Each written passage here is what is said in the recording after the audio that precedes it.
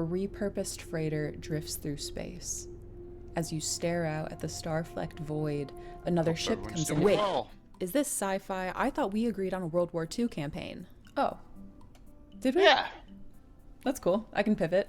Doing fine. The smell of smoke curdles in your nostrils. Hold up, I thought we were prepping for a zombie apocalypse campaign.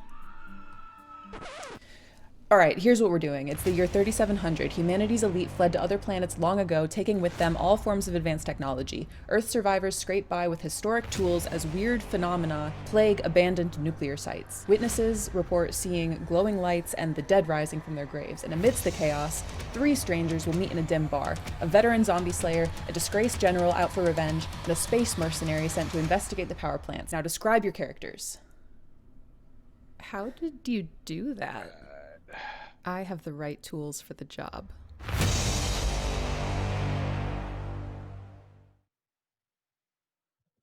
What's up, Dale? You're gonna get some city-state talk tonight. Know that.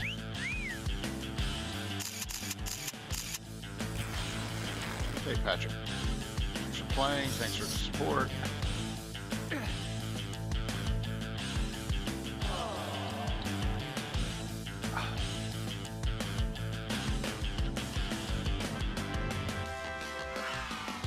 Hey.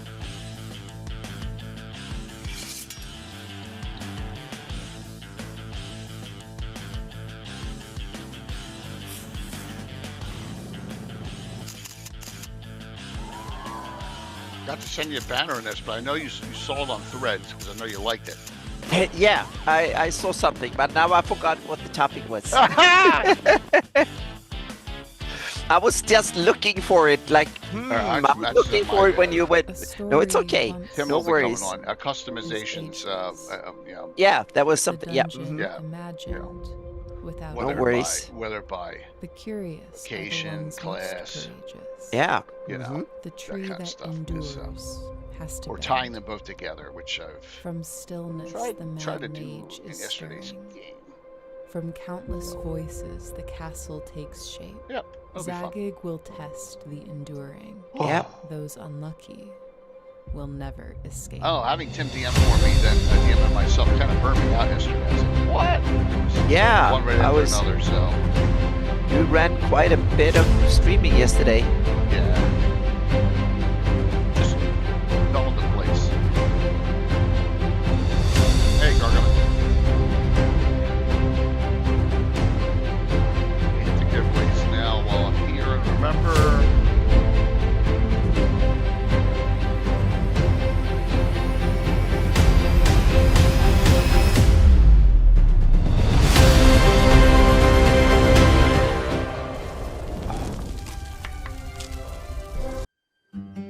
bomb button.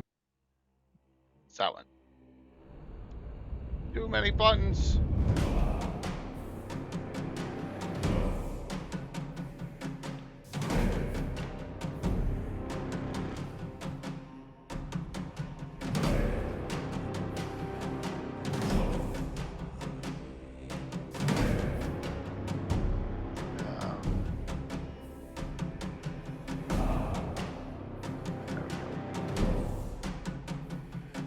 Brain just went like, what am I doing? I forgot.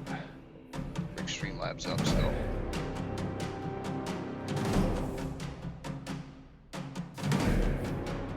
There we go.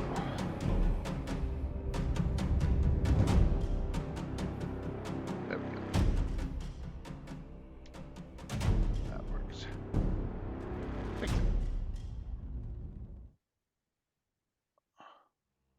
Why isn't that? Come on. There we go. Sometimes things are very petulant. Here comes the ever mysterious Tim. Early. There he is. Annie, you through your illness yet, finally? Yeah, I'm starting to be, but it was Wow. this has been tough. Yeah, I'm damn, sorry. it's been the worst con crud whatever slash Oh man. something I've ever had. Yep. But I'm starting to really get over it now. But it's been bad 2 weeks. Yep. Sorry to hear that. Oh, thank you. Yeah. But I'm getting there. I can start walking the dog and get out there without getting too tired. Yep. Yes, you sound a wee bit congested. Oh yeah, I'm still. Yeah, but it's not POV, I had terrible 30 anymore. minutes But before my I campaign group sound showed up, terrible, and I but was it's totally not terrible anymore. unprepared. I grabbed my ready set encounter box and boom, everything I So, needed there for we an go. epic session. Adventure hooks, map tiles, Alright. loot tables, stat blocks, and miniatures, all ready to go. My players still think I spent hours planning our Great Dragon Switching the encounter. phone to If you're a chat busy only. Dungeon Master, get ready set Ah. encounter live now on Kickstarter. I have mine on silent for the most part nowadays. POV, I had 30 minutes before my part campaign nowadays. group Oh, showed did up, you and hear I was that? totally unprepared. Yep. I grabbed my ready set encounter box and boom, You have the Twitch everything I app. needed for an epic session. Yeah, Adventure hooks, map okay. tiles, loot tables, stat blocks, That's and all right, miniatures, all ready to go. My players Mhm. still think I spent hours planning our That's what I Great normally Dragon do. encounter. If you're a busy Dungeon Master, get ready set encounter live now on I Kickstarter. have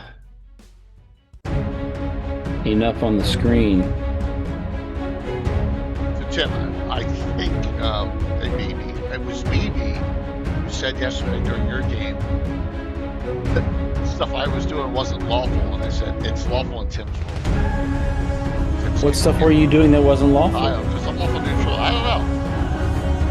That's what he said. He said, Well, lawful neutral cares about order, and sometimes social order has a factor, and she's higher order, so she feels like some people are more expendable than others. I mean,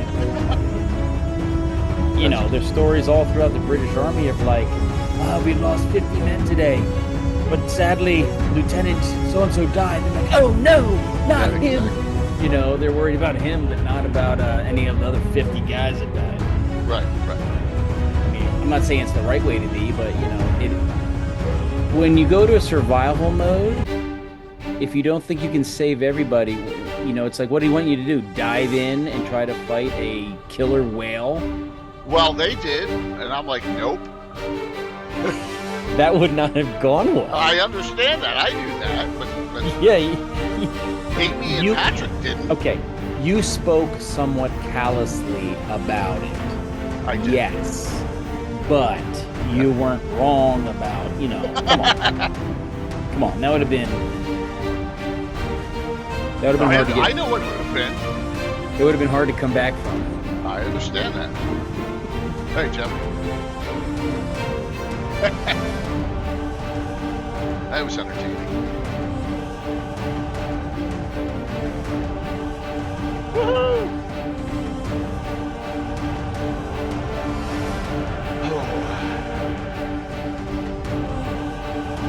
Alright. Couple minutes early.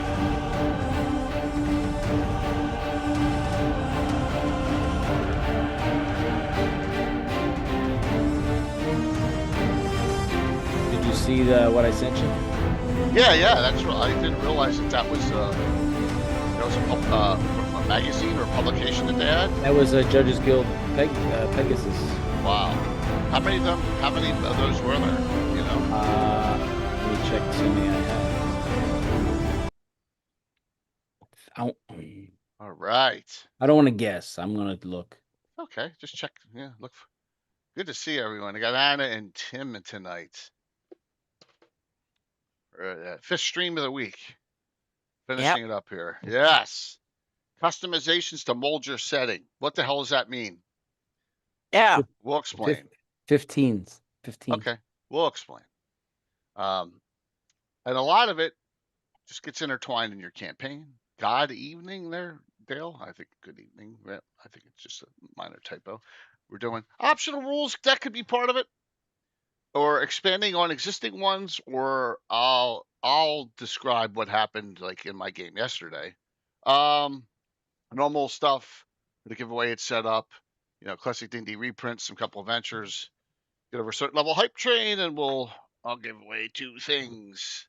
So let's start off with this, because we're talking about this behind the scenes. When I'm in the ship yesterday, right? We're doing out there and we're on the ship. We're on my yacht. Okay, ship, we're jumping right in. All right, gotcha. Jumping right in. And I get rammed. We get rammed on one side. I knew it was over right then and there. I'm like, I'm gonna let this play out. I did There make were an attempt. there were at least 3 terrible indicators. One, well, the fog was this is artificial. 2, the boat hit you and you hardly heard anything. Right. Yeah, I know. Those are 2 Yeah. horrible indicators of something that's going on. Yeah. And when the second boat hit from the other side the next round, then I just knew. I knew it was. It's bad. So. It's terrible. But that was yeah. So that part of being callous to that character is all the experiences of her existence in that world. I've seen things like that I've seen things like that happen, and I knew almost everyone with a red shirt was going to die, and it's just matter of fact, and that's what happened. I don't usually try to kill everybody who's a red shirt. You had one guy survive who was like your Right. notional hanger-on guy. So just an average day of yachting. You got it. So Mm-hmm. I don't know if you caught any of it yet, and it was fun. We had a fun, good 2 ones. But some of the stuff that happened in Tim's game and my game is going to tie into this discussion, and that's kind of the way I've been running a lot of these Sunday night event discussions. Is okay. I used a published source group Saturday, and hey, what's up, Tim? And how did I tie it in? Why did it make sense? That kind of stuff. So I think, and I'm assuming you do a lot of that up in the Shieldlands. Mm-hmm. And overall, I was thinking even deeper than that, so to speak. Yeah, deep's good. Deep is good on this one tonight. Whoops. Yeah. Bill Mr. Crafter by accident. And just so let me get to where am I? Shout. 1 or 2 more shout outs to put up here. Man, that's what happens when you have different buttons in different spots on 2 different stream decks. This kind of stuff happens. So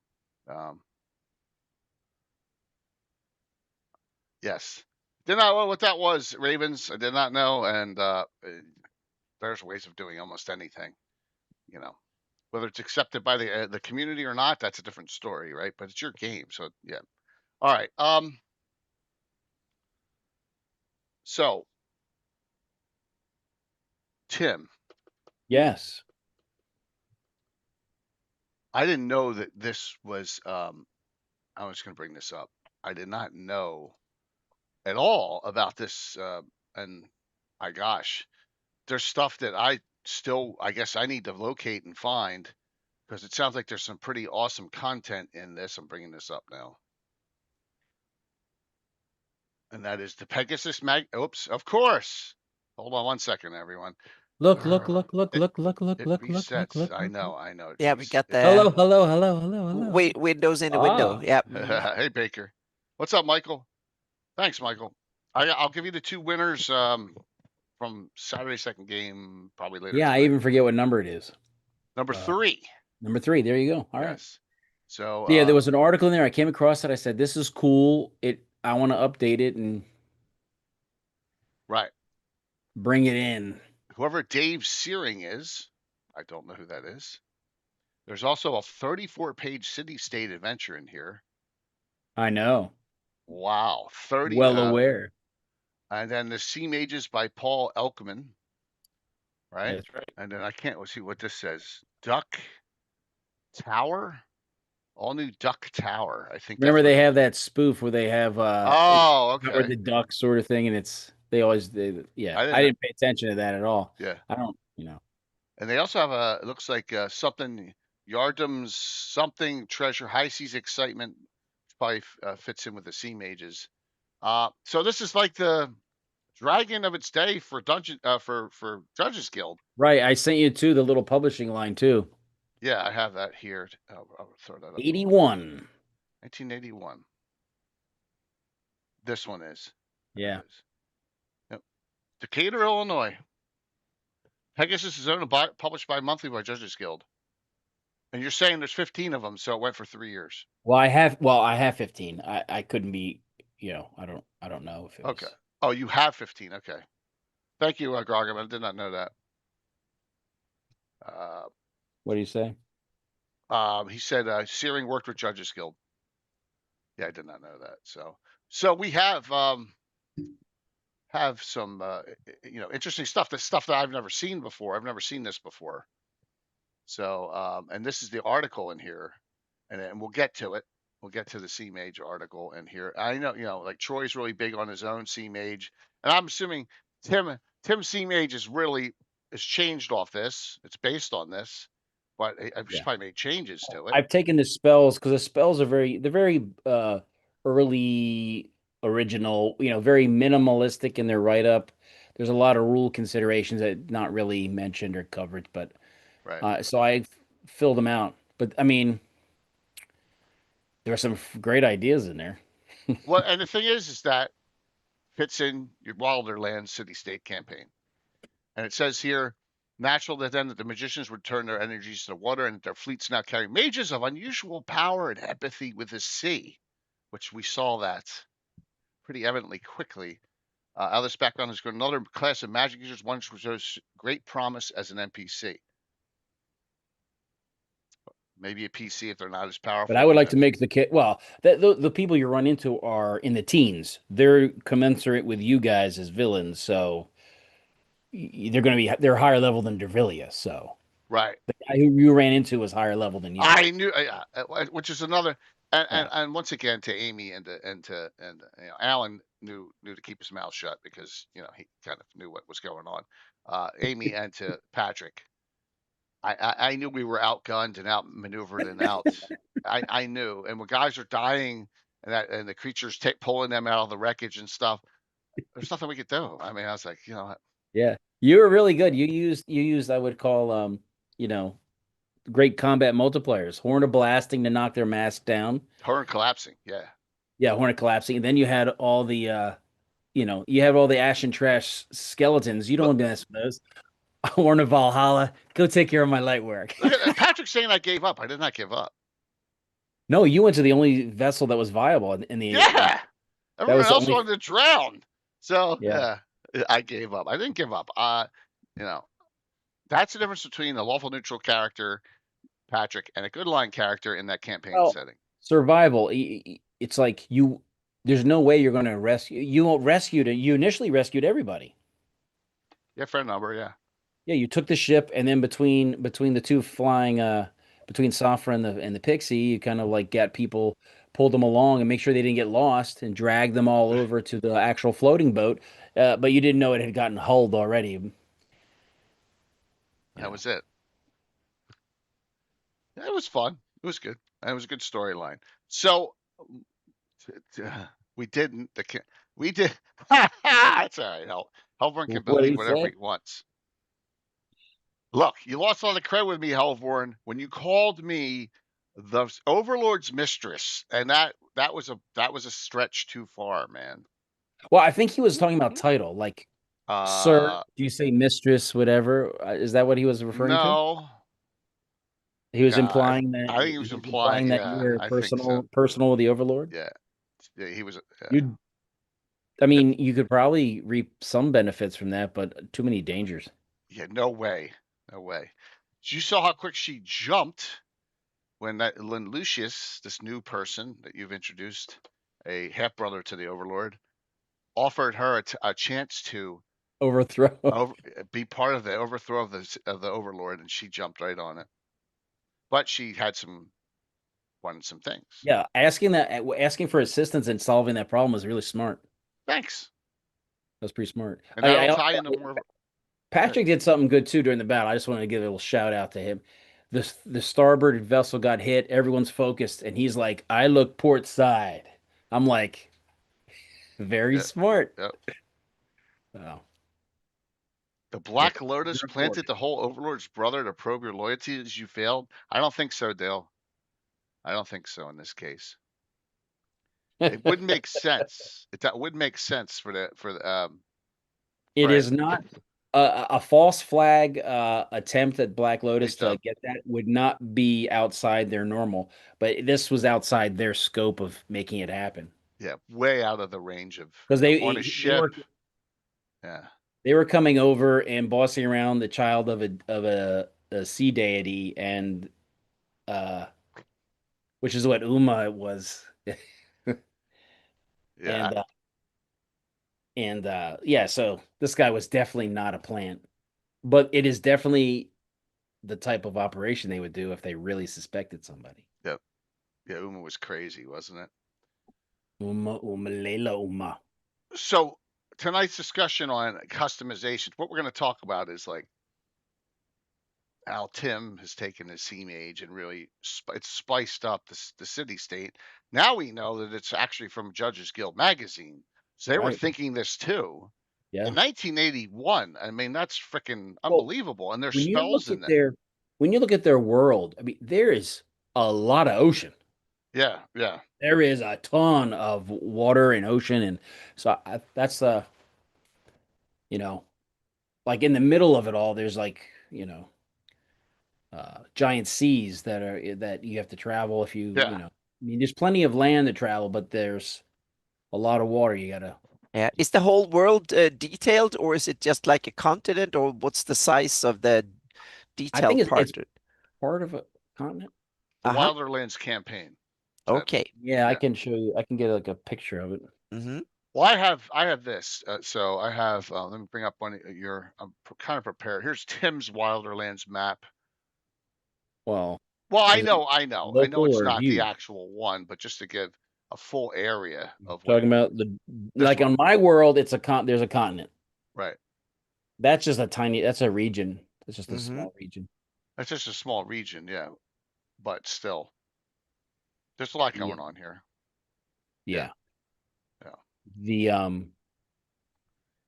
It's a but large the continental Wildlands, piece. the Judges Guild Wildlands is a lot of ocean, a lot of islands, tons and tons of Mm-hmm. islands to get lost on. Right. And then the ocean provides city states, competitive city states that are ocean going to run into and Yeah. Yeah, and an islandized world, so to speak, it's kind of cool because it's compartmentalized. You can be on one island and then that's the whole world until you go on a ship and move to the other one, so to speak. So right. it's And a you have great way to of, yeah, you make it into bite-sized chunks, so to speak. make that journey. It's Yeah. It's a bit like sci-fi when you go from star system to star system. It's its own world in a lot of sense. yeah. So and with this though, and like I said, Tim's got his own version and stuff, and we've been playing forever, and I'm glad to see we got back into it. But it changes the game. And I think this is the point of the try to be the point of the discussion tonight.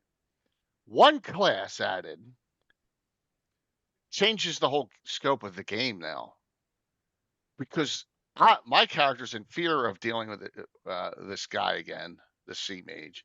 But now we have a Sea Mage on our side, Right. and which is cool. And here, Tim sent me this email. Here are some of the things he can do for us. All right, here we go. You have to read it. Here's some of his abilities. Just These how are this. small. He started with the highest level and worked his way down. Oh, okay. So 11's the weakest, right? Right. The first one is the highest thing he can do. All right, we'll start down at 11 then. Can carve runes into a vessel to allow a single-use magic spell that can be activated. That's kind of like almost like tattooing a person. You're tattooing Yeah, a ship. write a scroll on the Yeah, ship that's itself cool. or something. Yeah. So Mm-hmm. he can put a rune, let's say, on one, and on the bow of your vessel that when triggered, the spell mass jump goes off. So everybody in a 10-foot radius can now do like a jump spell and board the other ship. That's a cool idea. That's just Yeah. just like an example of a type of thing. Or magic plank, where there's a plank that, Right. but it can be something that's charged. It's a single use. It takes a lot to do it, but it just takes money and material and time to carve it in and do that. So, by the way, yeah, and I'd love to know where the I have the World Emperor too. Not that I'm going to run anything on it, but that one's the one you got to fill in the whole map. That's what sucks I have a about it. PDF. Yep. Hey, here comes Rory, who's got a character named after him. Did you know Yeah. that? Rory. Rory, look at it says what Rory can offer, Rory. So thank you very much, man. Actually, knowing Rory is actually why Oh yeah, I think is it the same Rory? it's Rory from Blue Box. Yeah. Oh yeah. So please, everyone, give Disorderly Dice a follow. They are right there. They are part of the stream team now. And doing very well. Thank you very much. Talking about customizations to mold your campaign. We're talking about Tim City State. Adventure happened yesterday morning. Number 10, pilot a ship with an aerial pilot.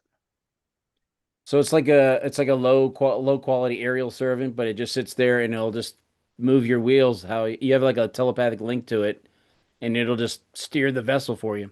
Very cool.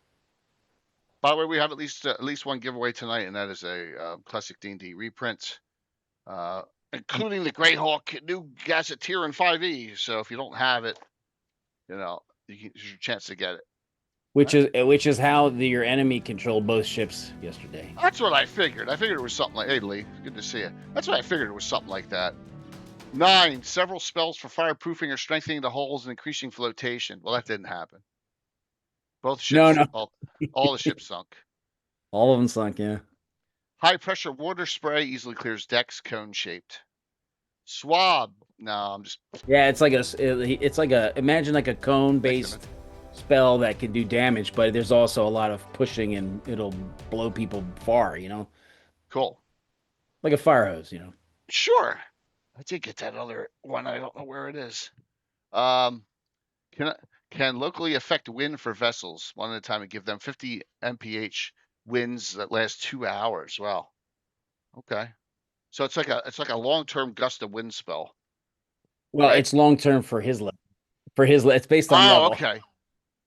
So much time per level. And it's about, 10 minutes per level. Yeah. This is a Sea Mage. This is a Sea Mage from Pegasus Magazine that Tim used on me to great effect. Yeah. And it was a Pegasus Magazine, and I took it and duh, and upgraded it. I have a Dave Searing publication right in my hand here. Dave Searing. Yeah. That's a Judges Guild publication. Yeah, as I well. got that. I got it pretty cheap on eBay. Yeah, so well, it could. Let's see here. Can set water alight, 140-foot radius for a couple of minutes. Yeah, there's a spell where you can just fire water where you basically set the water will burn like it's on like it's oil on top. Yeah, there's a lot of items that can do that. There's that wind fan. There's a lot. Mm-hmm. There's a lot, but talking about the sail. 2 hours is a long time. Yeah. Well, it is, and 50-mile-an-hour winds billowing your sails is pretty fast. There's an air elementalist spell that's called Fill the Sails now. So there's other ways to do. Yeah. Well, there's some other lesser ones too, but he was, he's trying to impress you. He wants to help you out, and Number 5 can enable a ship to hover 5 feet above the surfaces, traveling. It lasts about 2 hours. Yeah. Wow. So you could actually go up on ground and go inland for a bit and before it's for the spell. So instead of having to do the dressage or whatever it is, we got to pick them up and take the stuff across, like all the Vikings always have to portage. do. Yeah, portage. That's it. So you could sail over it. Like say there's a small low island, you could just sail and you would sail right over it. And of course, your speed is increased because there's no friction with the water. Well, that's interesting. So as long as the ship's not too big. Can power a ship to fly 20 to 50 feet, last until the sail is lowered. Yeah, that one's different. Can render a vessel able to sail beneath the water. Yeah. Somehow I don't think that would be a good idea. Well, a bubble of air follows you. Oh, okay. It's like you go underwater and that's cool. You move. Fleet invisibility.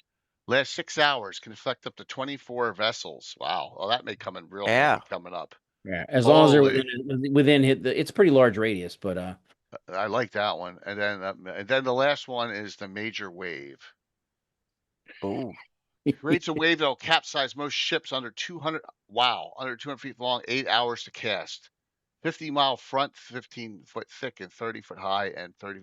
So what is it? Tsunami? It's like a tsunami, except the wave is only it's like rogue thick. Wave. Yeah. A tsunami is very deep. It's like miles and miles deep. So when it comes in, it just swallows the land. This is a very, very high, powerful wave moving super fast. So it would wash up, but then it would diminish pretty quick when it hits land. I mean, it still will go a little far, Right. but Okay. So, and this is Rory, the Sea Mage, that Lucius, the half brother of the Overlord, has in yeah, my said he. negotiations, while I had given up, according to Patrick, in my negotiations with him, in order to turn on the Overlord at some future point, which I'm really looking forward to one day. But I have a feeling that'll be the end of my character, but you never know. What is that? Say that again. I'm looking forward to that overthrow one day, but it'll probably be the end of the character at that point. It'll probably be a very rough time of it. I got the services of this guy, and that's great because we need it. So the Sea Mage's name, it's right there. Rory. Rory. That's it. That's what Tim gave him there. Yes. You're in. Yes. Just kill the Overlord, Jay. That's Sure. what's up. Yeah, because I can just walk up to him and kill him anytime. I think he's a dual class human, 20th fighter, 20th mage, or 2021 or something. He's a 20th fighter. Yeah, no. Plus, he has a Mind Flayer as a bodyguard and a Beholder. No. I'm just a cavalier. I'm just, I pulled out all the tricks on Saturday. I tried. I even used my Cube of Force. Yeah, that's right. Rarely, I don't like bringing that out. We didn't have a choice. Yeah. Oh, that's how I was trying to remember how you escaped getting scalded by the ocean. Yeah. That's when Uma was messing with you. Yep, absolutely. So, yeah. That's exactly right. More like a freaking old VW Beetle there, Moose. Now, somebody asked a question about how far can you go down, how far deep can you go. But part of the spell is encapsulating it in an area of air. So like that basically that bubble of air is moving along and you're moving along with it. And there's several other spells that deal with depth, but they don't the spell mitigates the bends. So there's also a spell called Cause the Bends. That could be awful. So how do you know what level these spells are? Oh, first level, that says. All right, so we'll just skip through this real quick, but just to show, this is like, it doesn't matter how many years I've been playing, right? And 45, 47 years, right? My good, ever mysterious Tim friend, I never knew that this existed. Because I don't have Pegasus number 3. I don't have a. So meaning Tim hasn't used this for in the previous. Okay. Saturday, he used a bad guy Sea Mage about me and just slaughtered. There you go. Us. Yes, exactly. That's the whole first time you played with him for 40 years and he hasn't showed his. Two bad guys, because one of them the Sea Hag was also a Sea Mage. Hey, what's up, Alvin? I mean, that makes sense, right? What's that? She was a Sea Mage. Who? Uma. So there's 3 Sea Mages. Yeah. So one good one. Or one good one for us. Yeah. And the main bad guy was named what? Fendelac? Fendelac, that's it. Oh, that's a cool name. Yep. Yeah. And he messed us up. We lost roughly, Anna, and this is why Patrick playing Hellborn's all upset. About 90. Yeah, I was going to say 85. Yeah. 85 individuals. But if you consider maybe your first mate and this, that, and the other, yeah, it's probably closer. How many were on the ship? Like 100, and you lost 85 we lost them all. 94. Or no, 95. 5 characters survived. You lost the ship too, I assume, and you all had to swim from I had just gotten it. It was a brand. I just. Well, she had taken it from the guy she killed, so. Yeah, but I was instructed to by the Overlord. Yes, the Overlord said retire him. Yeah. Yeah. So. So that's what I was like. I was like, you know what? I didn't. Easy come, easy go. It was rough, but it was hysterical. So picture this, everyone. I know we're all on the flotsam. All the ships have sunk, and we put together all this stuff. It looks like the freaking scene from Jaws 2, right? When they're trying to stop the shark attack, right? All around, and then this guy has summoned this what was it? A narwhal or what? Or just a large killer whale? What was it? It was a killer whale. It was a large killer It was a whale. large killer whale, and it's going and it's picking off people left and right. And like so, Amy Crittenden is playing, and she's playing Tim's daughter's character, Pocket Stinkle, the pixie, trying to throw beads of force at it. I'm like, don't do it. You're not gonna kill it with a bead of force. But you're not. And then Patrick's like, we got to save these people, and I'm like, Patrick, close your eyes. Picture them. They all have red shirts on, Patrick. It doesn't matter. I don't care. I'm trying to do this in the most lawful neutral way possible. I don't care if they all die, Patrick. So the red shirts were important for some reason. Yeah. Red shirts, yeah, Star Trek, all the red shirt people. Well, Star Trek, whenever they go to a planet, the red shirt. Every red shirt, yeah, they all die. So that's the red shirt. And remember, Tim had a band called the Red Shirts. Yeah, I remember. I was just going to ask, was that disconnected? Okay, yeah. Yeah. What rules was Tim using for sea battles? Well, there was no battle at sea. There was no ship-to-ship battle at sea on this one, Rick Fellas. You just lost. Got rammed and they sunk. That was it. Yeah. There's a system, and the system is based on distance. When the ships are so far apart, it's like a half hour per round. When they get a certain distance, it's 10 minutes per round. And then so that is just game over, and you lost. This was more storyline based. Yeah, it was very descriptive. I did everything I could with knocking the mast down, killing the skeletons. It's funny. We all tried, and if somebody had a magic item that I forgot about and said, "Hey, I'm teleporting inside of here," and they all teleported away, well, the game would have had a totally different. And I asked Alan that if he had a teleport. No one did. We had a dimension door, which was right. He had used it in his. He wasn't going to do it. So, all right. So here, look, some cool spells that don't exist in first edition D&D: locate wreck, locate fish. Right, Find Familiar does. Shipboard message, magic shuriken. Yeah, that's like a brass disc that it's like a shuriken. They're playing off the word of the throwing star. Right. But they make it like a special tool they have where it's expensive, they need it for the spell, but when they throw it, blades come out and they can cut rigging and hit people with it. But and it comes back to them. But also it could stick into something and then you lose it. Hey, Mandy. I know you're streaming. I got you on lurk right now. Whole plug ship. Swimmer. It sounds like convenient to be able to plug this one you can wear armor. Yeah, swimmer is like there's a number of buoyancy and swimming assistant and breathing assistant spells. Cool. I went through a whole bunch of This is just first level so far. No, I think this spells jump around a bit, but Oh really? Oh wait a minute. I thought it said here level 1. First level spell. Maybe.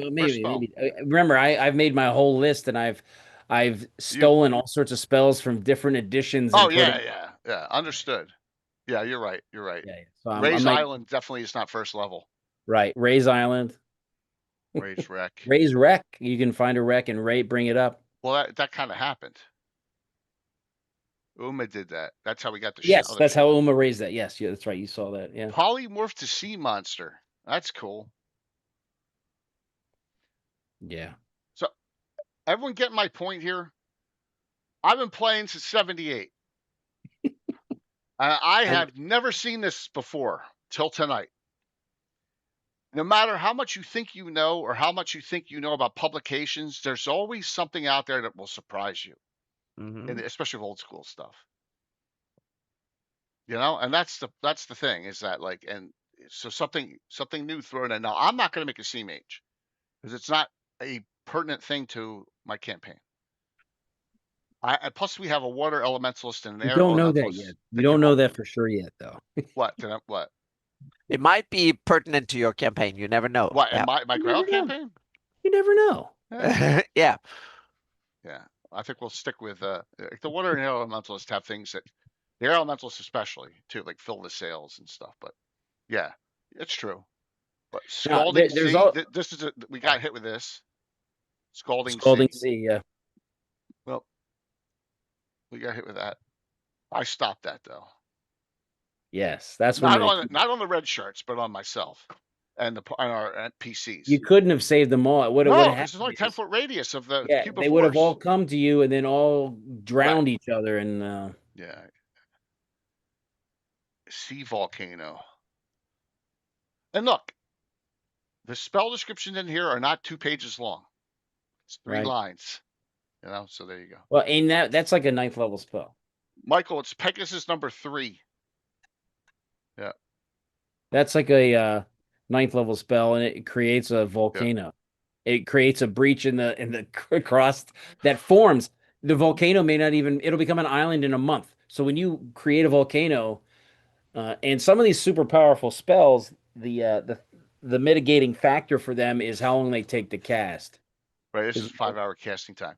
So you can say that some of these islands that are in the Wilder Lands were created by that spell. Sure. Yeah, it makes sense. Yeah. Yep. This is Pegasus number 3, and this is 81. So this design probably didn't start till at 79 or 80, right? As it's bi-monthly. So, yeah. Some other spells not assigned spell levels. Lots of stuff. I mean, look at this. There's at least here's a compilation of what level spell everything is. Yeah. So there's 72 spells in here. Some of them may be already in existence. Okay. Yeah.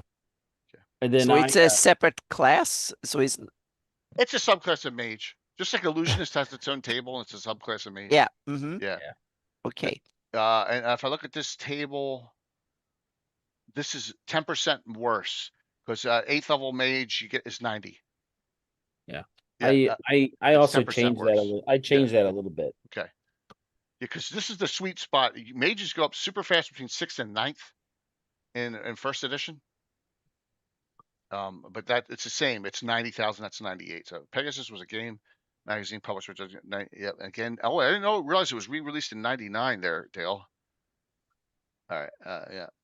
The original run lasted 12 issues. The 13th was produced but never released. Oh, it has Traveler in it too. That's cool. I love Traveler. Traveler is awesome.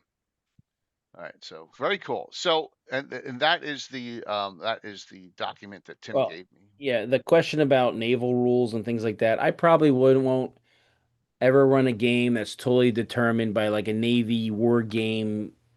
Right. Because that requires a level of commitment to something that I don't want to do. I want it to be story driven. So if somebody comes up with really good ideas, I don't mind randomizing things or having a skirmish. I wouldn't mind doing that, but extended naval battles will be. I'll look and see who has got the better logistics. Right. Tactics and just who's tactically doing the right thing. I kind of like that too.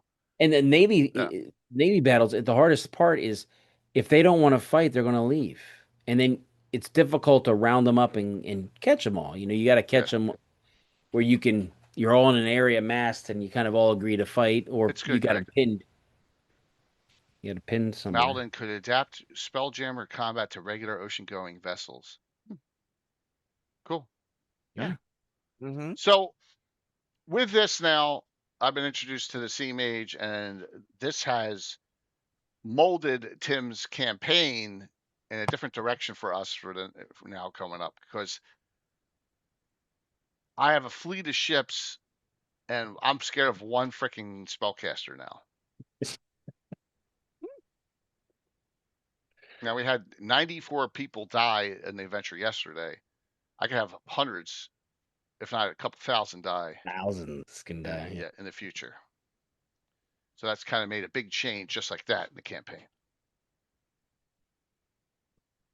What other repercussions or things that you can discuss, Tim, you have planned, maybe?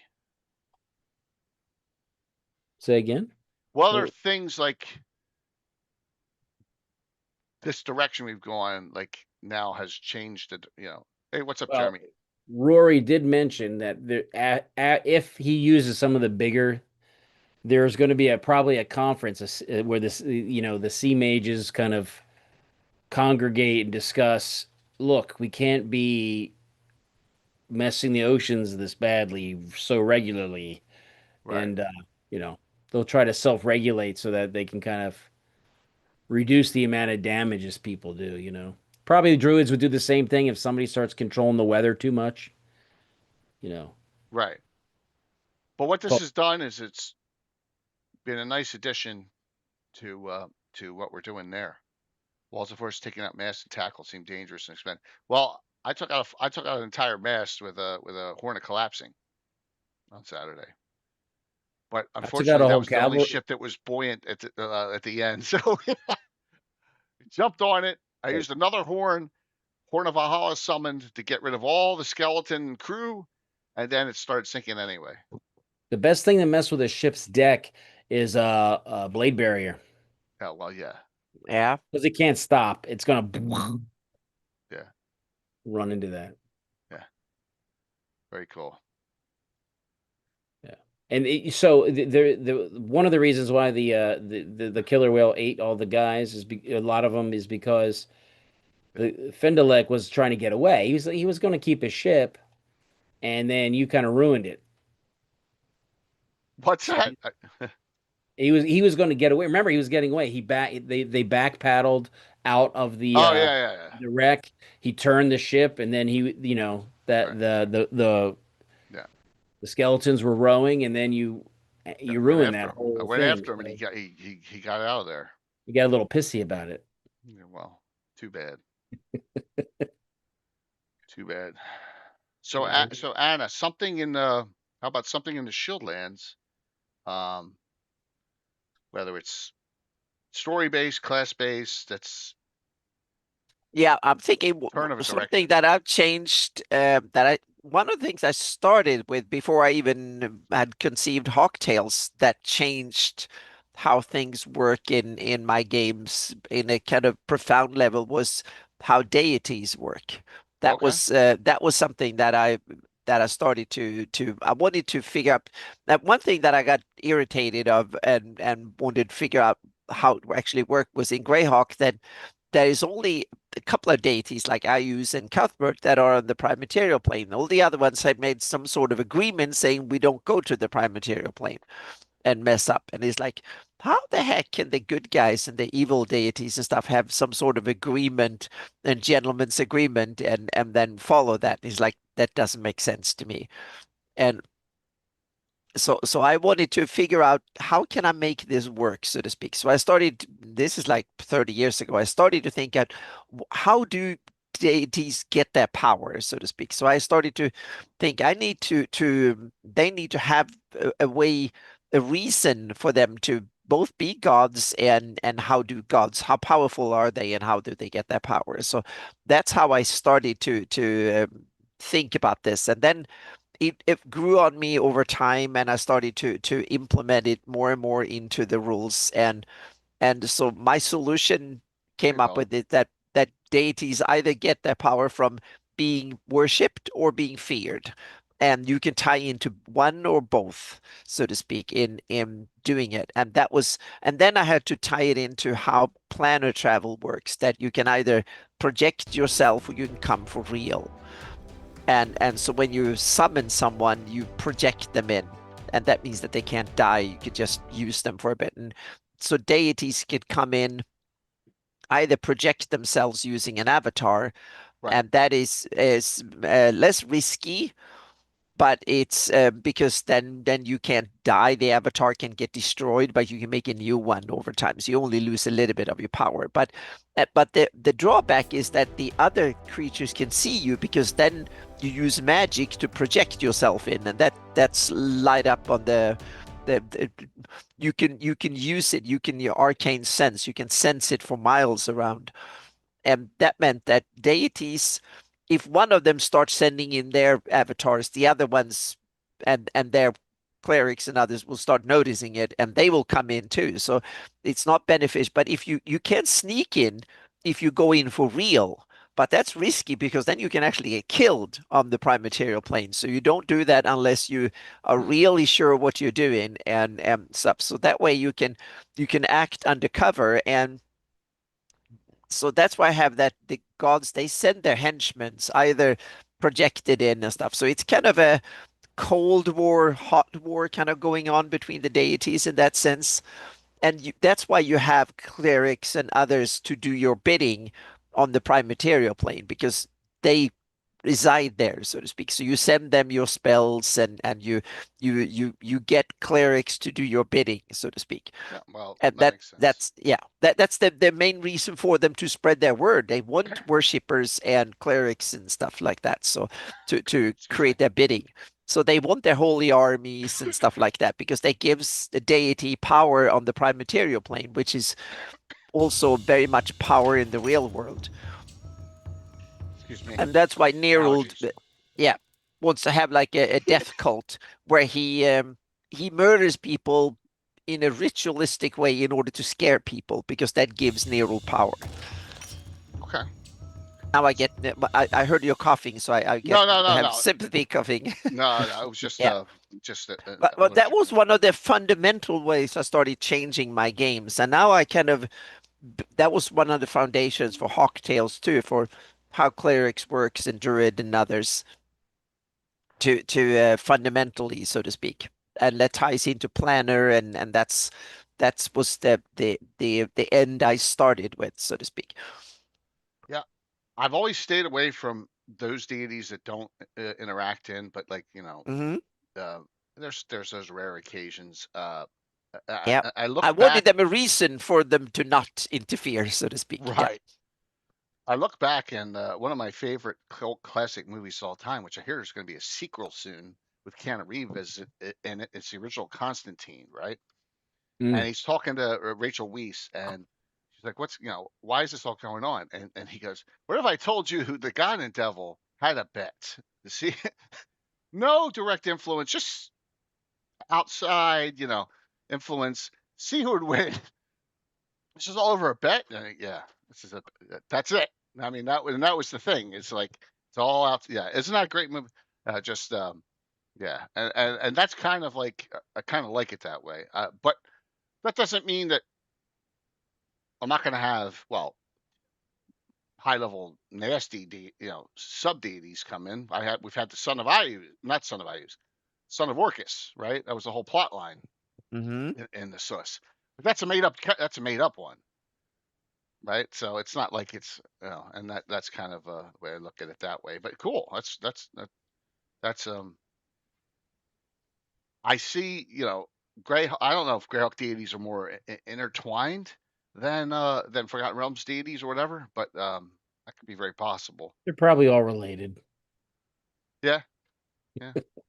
True. Okay, so I look. Something happened yesterday in my game, if you watched.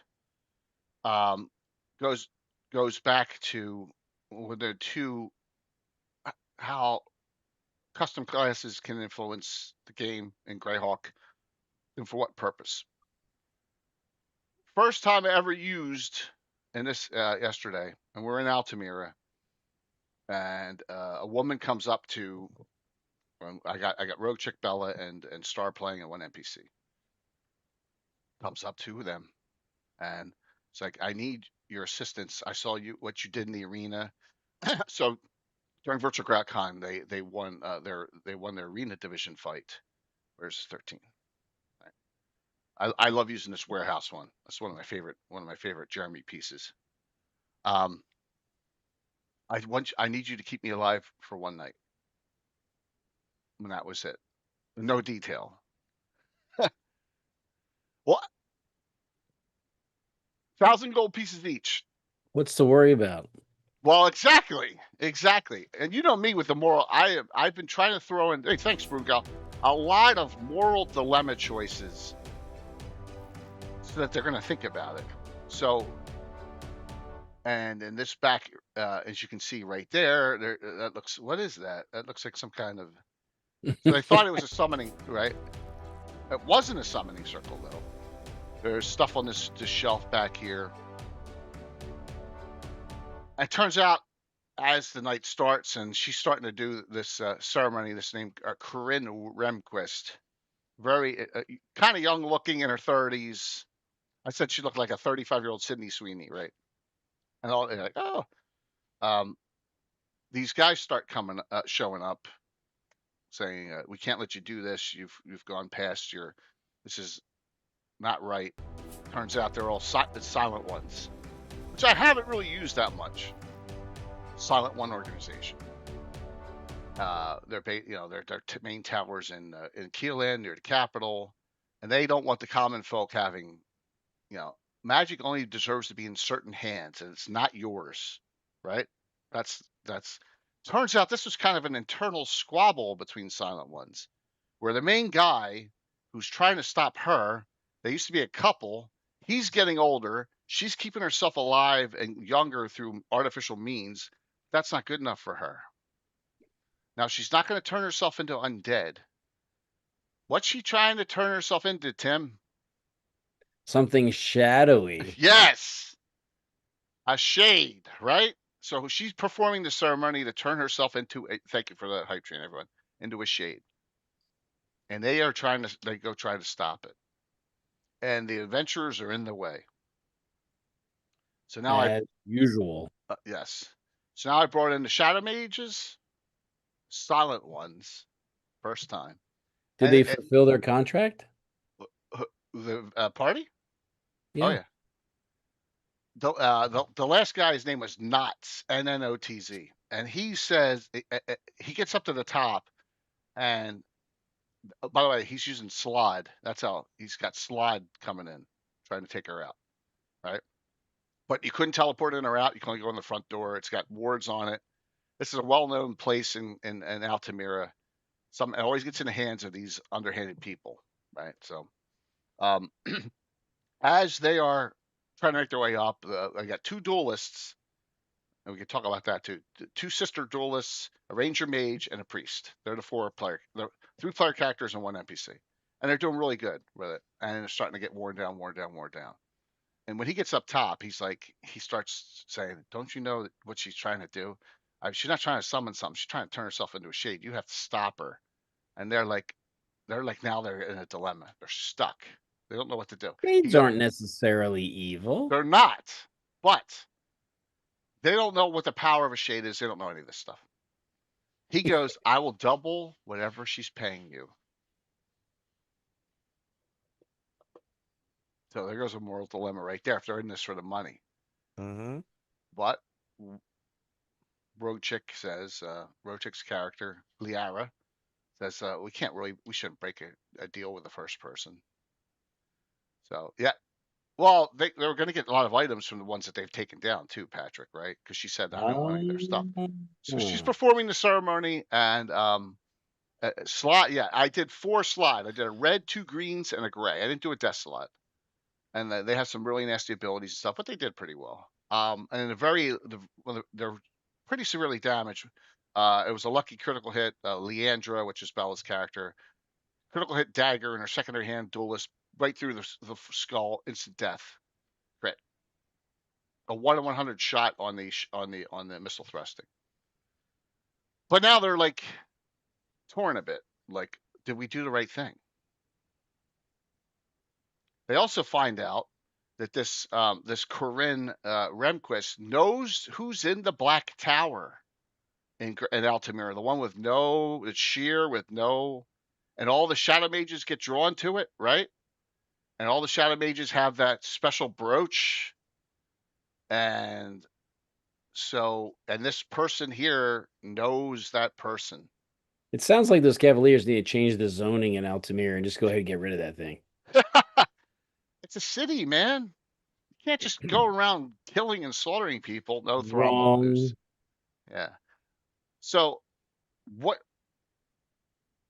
I've done is, first thing, it was cool bringing the Silent Ones, but it wasn't Silent Ones going after other people. It was Silent Ones going after ex-Silent Ones, right? Which I thought was cool. That's a cool idea. That's a great theme. Yeah. Because I can imagine that they're all megalomaniac types, right? Oh yeah, but you can also have like people are defecting from an evil faction that are good guys are being fight, but because then you have that's interesting. But is she a good guy? Yeah, exactly. Probably they might not be good guys just because they want to leave them, but they're So it's a good reason for evil to fight evil, or evil to fight something you don't know who they are, so to speak. Yeah. And I looked at it at Well, it's an opportunity here to introduce to them a new organization, which may give them trouble in the future now. If it gets out that and this is funny, Star's the best. She's like, we cannot let this get out at all. We got to do something. We got to make sure, because once you kill the slot, they get banished, right?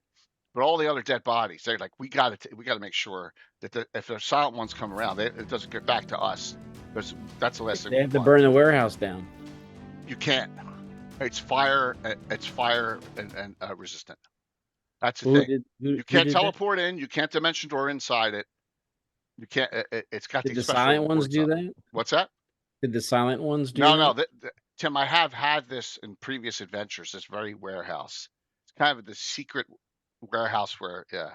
So thank you. You can burn everything inside it though. Well, yeah, absolutely. And there was just a lot of storage things in there, So and all the ceremony stuff was destroyed in the ceremony. I did the exact same ceremony I did on that I did with Wayne. Did it work? Yeah, she got turned into. Hey, Rob, she got turned into a. Did she pay them? Yes.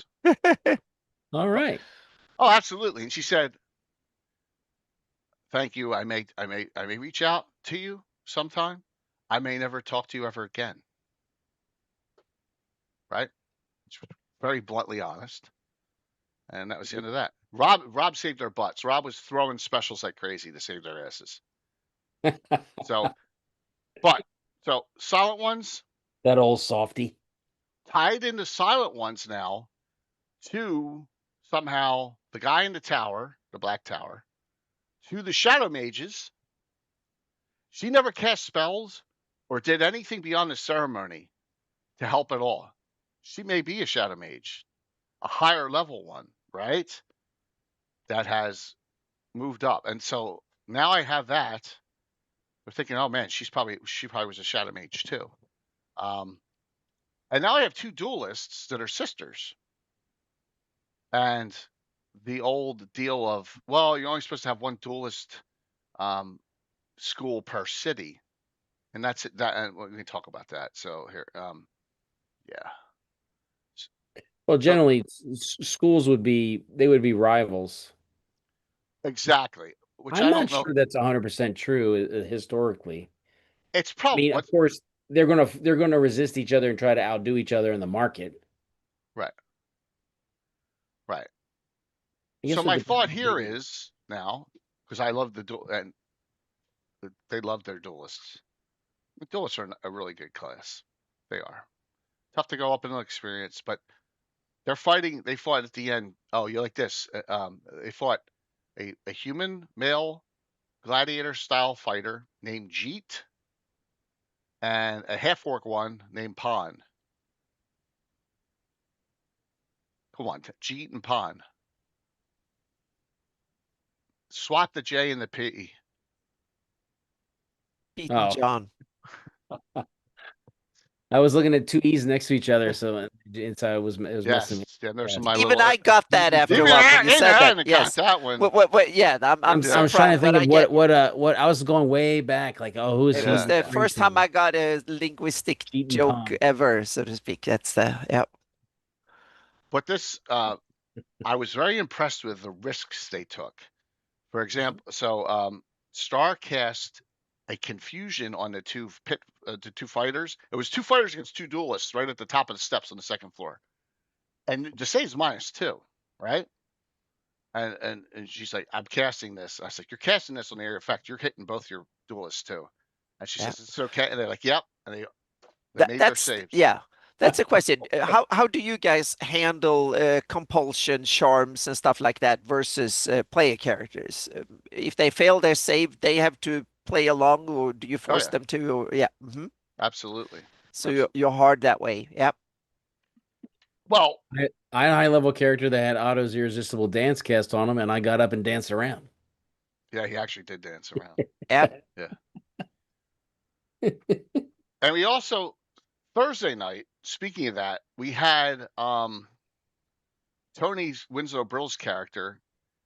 First time ever a female character goes inside with Jaquie the witch and eats the porridge and drinks the herbal mint tea, and then actually looks in the mirror on the wall mirror and fails her dice roll twice, even with a reroll she has, which is crazy. So I didn't have her go into the mirror of life trapping. I had it that kind of she went a little nuts and had hooked up with a witch and all.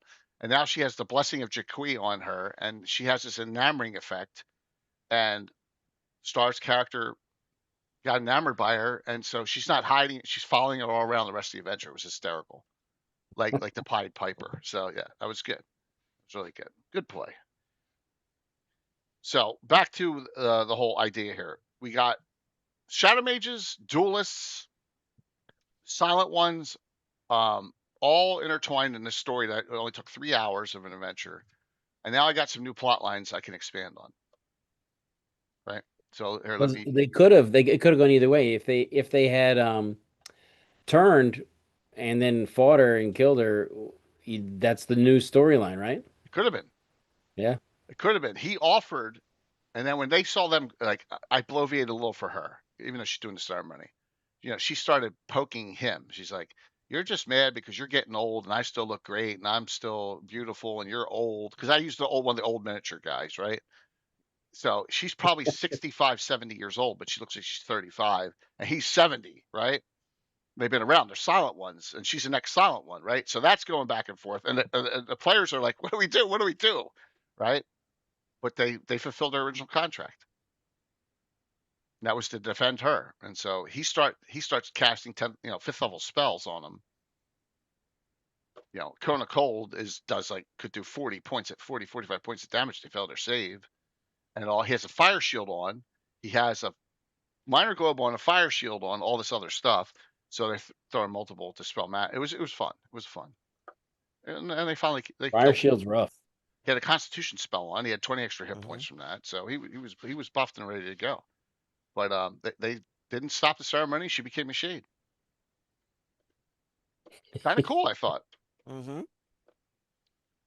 It's not like she wants to take over Altamira or anything. She's in Altamira because she's hiding from the Silent Ones, right? She's not going anywhere in Keeland. Silent Ones are all throughout Keeland. They found her. Yes. So now I'm going to put everyone a Silent One secret headquarters in Altamira. Why are they going to have a headquarters there? Because they have, number one, there's a lot of spellcasters that have uncontrolled power here. Two. Oh, they're trying to yeah. They're like the Brotherhood of Steel. They want to preserve technology, but they need to keep the technology. Oh, you mean for Wasteland? Yeah. Oh, that was one of my favorites. Or like from Fallout, Yeah, Fallout, yeah. Yeah, they want all their stuff, but we want to save technology, but we can be the only ones that use They're it. They're Comstar in BattleTech. Yeah. Same thing. The technology is just for us.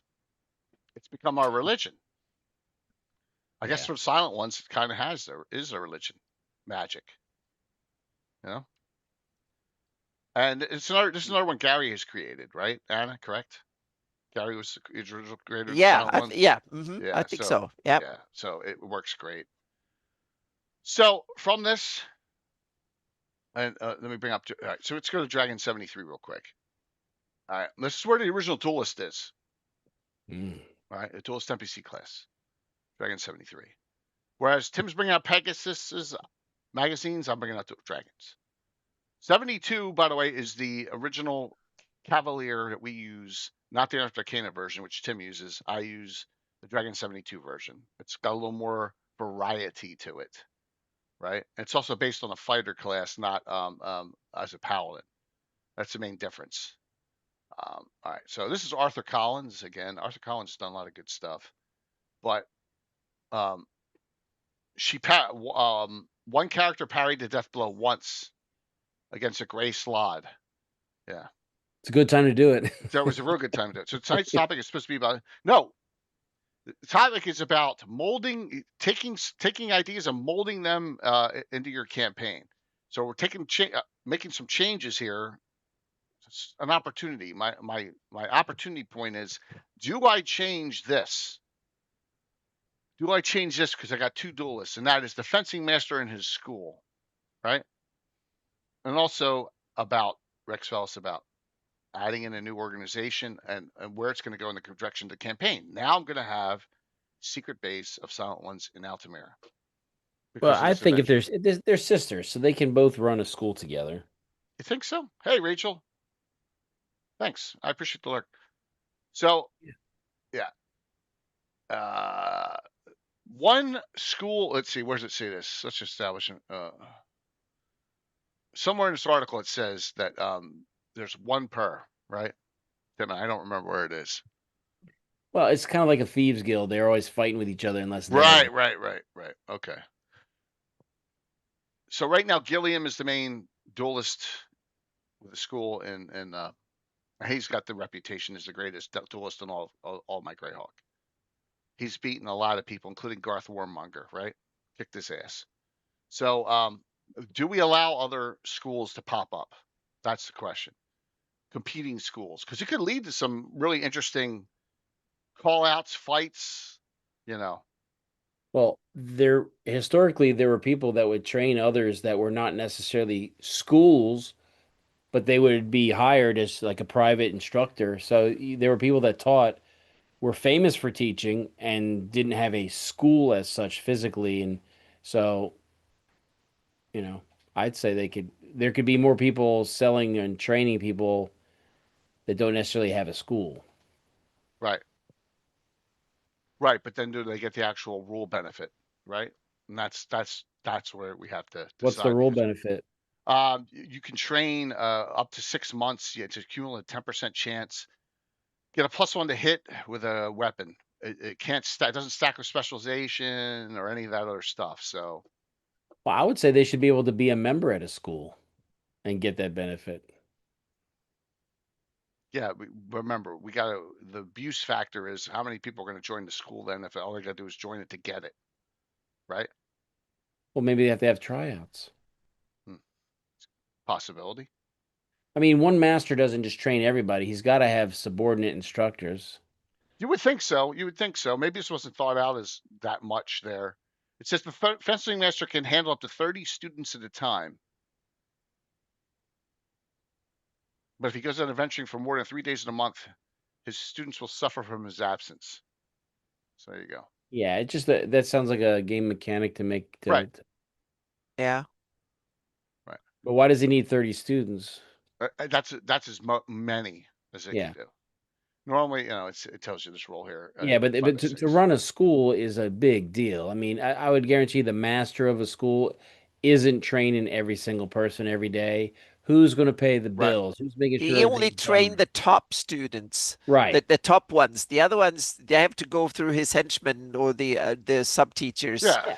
The whole way, so to speak. Yeah.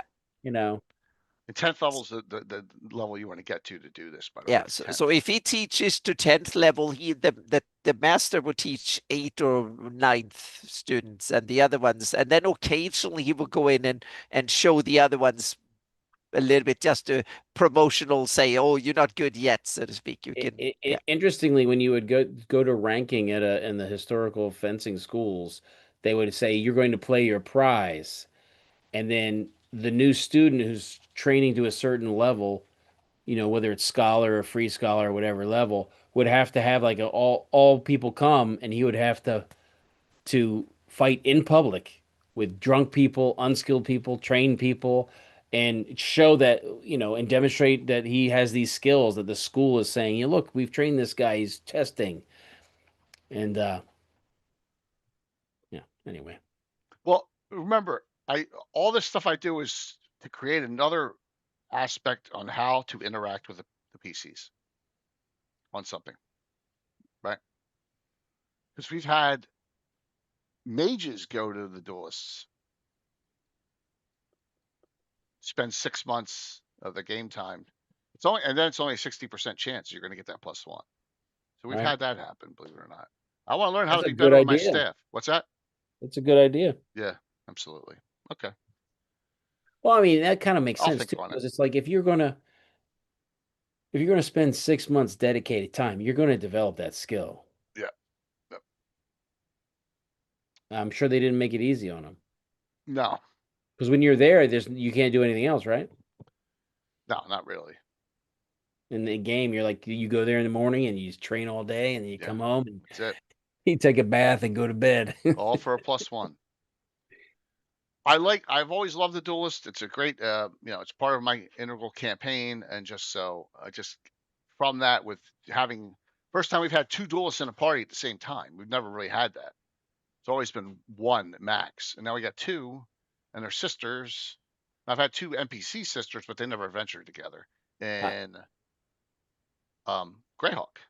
I have a lot of fondness for that. The class from Warhammer, though. Right. And it very similar, the personality goes along with it, when they're being a duelist. Yeah, Baker. Was that a first or second edition thing? I think that was the 3rd edition, wasn't it? Not that it matters. All right, so that was one thing. The other aspect was the Shadow Mages, right? So now we know of one connection with the Shadow Mage, and here's your base abilities pulled out from the one book, and then you have your spell list and all your other things that you're gonna. Right, you get your Shadow Mage spell list, and you have your Shadow Mage. Oh, there you go. That's them together. All right. So you have those, and you got your shadow forms and things like that you can utilize. 104. I'll have to check it out. So if it's 104, it's first or second edition. And now we know that someone of a higher level than all the people in the campaign PCs is interacting with whoever's inside that tower, which no one's ever seen. They get these mental images, but they just don't know. Well, who built that there? No, they don't know. That's the whole thing. Whether It just showed up overnight? it was there. All of a sudden, it was there one day, and the Knights don't talk about it for some reason. It's weird. Hey, darling. It's very Dark Tower-esque. I don't like it. I like it a lot, Tim. You gotta have bad things.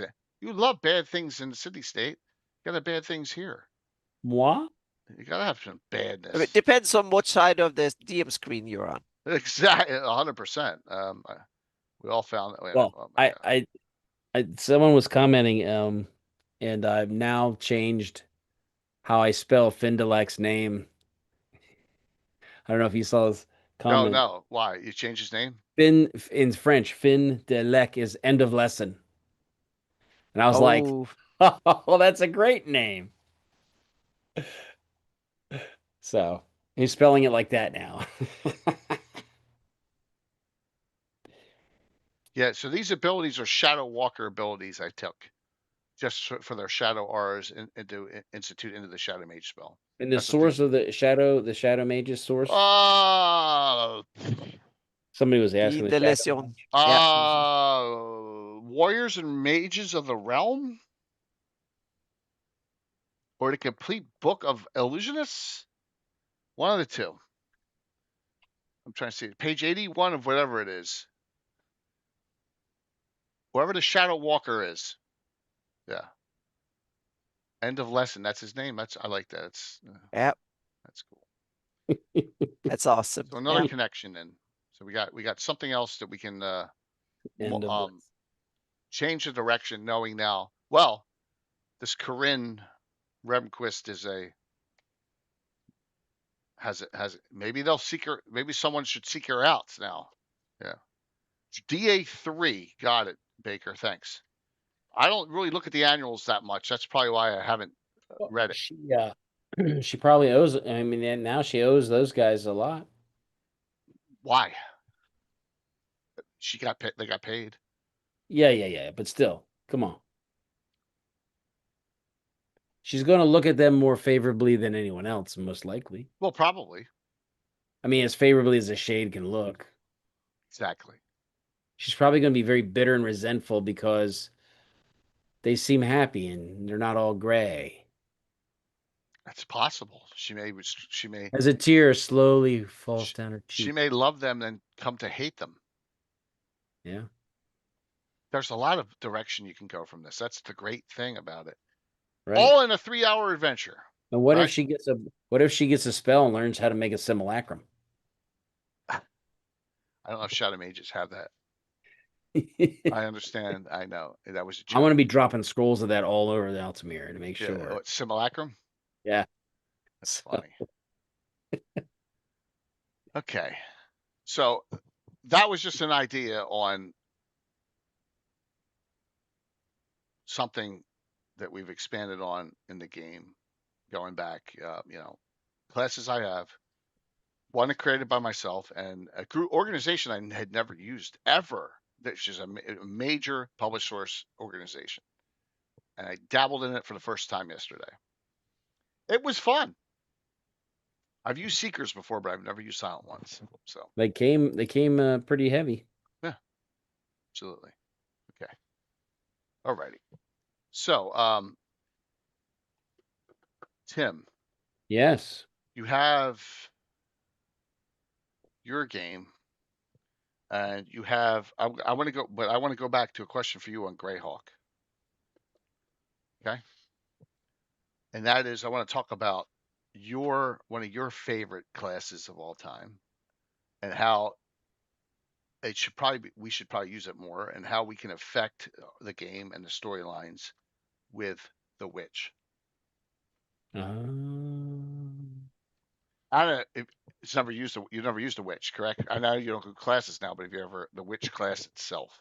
I didn't use the witch class. Oh yes, back in my Pathfinder first one day, I Okay. used They had a witch class. I used NPC on a hag-like creature that I used. Yeah, because they had what they call hexes and stuff. It basically worked like spells, but they were called different. Yeah. Okay. Witches kind of straddle the line between sort of druidic nature sort of magic, arcane magic, and clerical sort of, because they are basically dedicated to somebody who's kind of giving them abilities to do some of the things they're doing.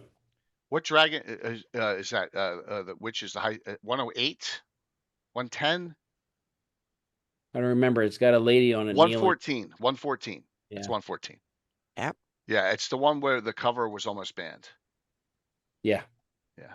The because we had that in college. One of my friends had a witch character who was in the main group. Right. And we have a couple witches too, but we're using Timothy Brannan's first edition witch. Right. And that was a great discussion we had Tim on too, talking about all the things he's done. And the reason I bring this up is, you had a character who's I kind of been kind and brought him back now, but got aged 100 years by a witch. The high secret order spell of wither, right? Yeah. It only ages you 10 to 100 years. Nothing if you're an elf. Well, yeah, but a human, If you're a human, that hurts. So, some ideas, Tim, on and Anna, on maybe witches. I don't know if witches would go for the dark druids, because the dark druids are very Tharos and demonic worshippers. I don't see witches as Witches demonic. should be. There's going to be the more powerful ones that are off in the woods that are weird. Like I don't know if you remember, my reverse dungeon has Greta. Right. Yep. Old Greta. You mean hungry Greta? So yeah, she's out in the woods. She's a little bit more potent, but you're going to have all these other people part of the coven they're going to be blended into the society secretly, and you don't know who they are. Yeah. Witches linked to hags? I don't think so. I don't think witches are be linked to hags in the game. The old witches look like hags. They look like hags, but they're not sea hags and night hags and things. It's a good question though. But I think that's the best way to do it, where you don't know. You don't know until, ow, I hurt, and then she's gotten a little dull and hit it with a needle or something, depending on. Does that, I forget if does it have sympathetic magic like that, where you make a little. Thursday, during our special event, I had a witch in the Overlord, right? Jakui. She didn't do any attacks on him. No spells, nothing. She didn't go after him when they went after the Overlord, because Nixolia fell right into that trap and went right in and welcomed herself, and that was easy, right? So that was fun. But I'd love to use more witches, like maybe some covens or some, I don't know, just something different organization wise. Like maybe Right. maybe they But you come should know about them. Yeah, I Right. have it that hags covens is just a way for them to collaborate, Right. and hags is more like a type of creature. But I can see in Hogtail witches are. It's more like they can call someone witches, but they're all sorts of. You can have innate magic, primal magic, divine magic. You can be a. Um, you can sell your soul to whatever weird creature of some sort, so to speak, to become witch-like. Or you can mix up some primal and arcane magic and learn some innate stuff and so on. And then you can Okay. really become a witch type creature. Definitely. There's a lot of room for various, and you can learn other things than spells. You can have cool sensory abilities. You can learn things like polymorph yourself and stuff like that. So yeah. I, And I you like can specialize in certain types of magic to be really good at it. you can see like, is that old herbalist? Is she a witch? And people are Mhm. suspicious. Yeah. Right. Looking Right. around, is Yep. No, that I'd healer? agree. Is that healer a witch? I don't know. Yep. And Yep. then it turns out that the innkeeper's wife who cooks in the back room has this one pot that no one's allowed to Mhm. mess with, Yep. and she's the one. Yep. No, And you don't know. So I can in my rules I can see some of them are probably sold themselves to some creature, from demons to whatever. Some of them are just know their nature stuff, so to speak, and do it. And some of them might secretly be in league with some good ones too. So you never know, so to speak. But they can be seen by other villagers and neighbors and stuff, and as being witches because they have supernatural powers of various kinds, so to speak. I'm trying to create, like, instead of doing a one-off on something that Yeah. expands outward. And I was thinking on these lines. Let's see. Does she wait the same as a If what she is that? weighs the same as a duck, she's made of wood, and therefore a Oh, witch. okay. She turned me into a newt. There's a lot of half elves running around our campaign, right? And a lot of what Timothy writes in his book. There's an entire Fey subclass of witches for elves and half elves. And I'm thinking to Half elves myself, are always witches. They're an right? abomination. You gotta watch out for them. Yeah. I I've could. Oh, okay. sorry. No, go Anna, go please. I was going to say they could also be, since I have magic fonts, meaning how you store your magic, meaning instead of using scrolls, they might use little dolls. That they make little figures and stuff to store their spells, so they can make charms of them and stuff like that. So that will tie into the theme, so that you can use like, instead of storing it on scrolls or carvings or something, you make little figurines, and there you store your Nothing creepy spells. about that. Yeah. So just like there could be blood magic, you can have stuff like that. You can have figure doll magic, so to speak. You can have little. They store their their spells are potent due to these little figurines they Hey use. Jeff, thanks for coming on last week. That was an awesome discussion. Grim Sparkle, thank you so very much, man. Yep, So that was a good one. Yep. Oh yeah. my thought is, I got a lot of Selenian elves, right? From houses and stuff. They're snobs. But they're always on the side of the good guys. What Mhm. if I take and maybe I allow one person to play, one of the ladies to play a player character, which is kind of excommunicado from this coven or this group of witches, and then they make her the target or something. You know what I'm saying? And then it expands out and realize, wow, there's a whole cult of these witches running around in the Welkwood and the Sus and Celine and the Duchy of Ulick.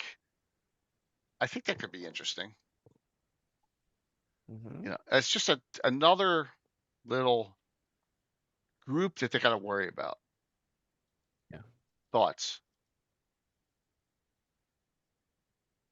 They're great, but I don't think they should be known to be witches usually in general. I understand that, but if one of the PCs for the group, not generally known, but if one of the PCs is a witch class, Right. but She's got to have a coven that's gonna. well, work. she left it because she realizes they're doing some really bad things.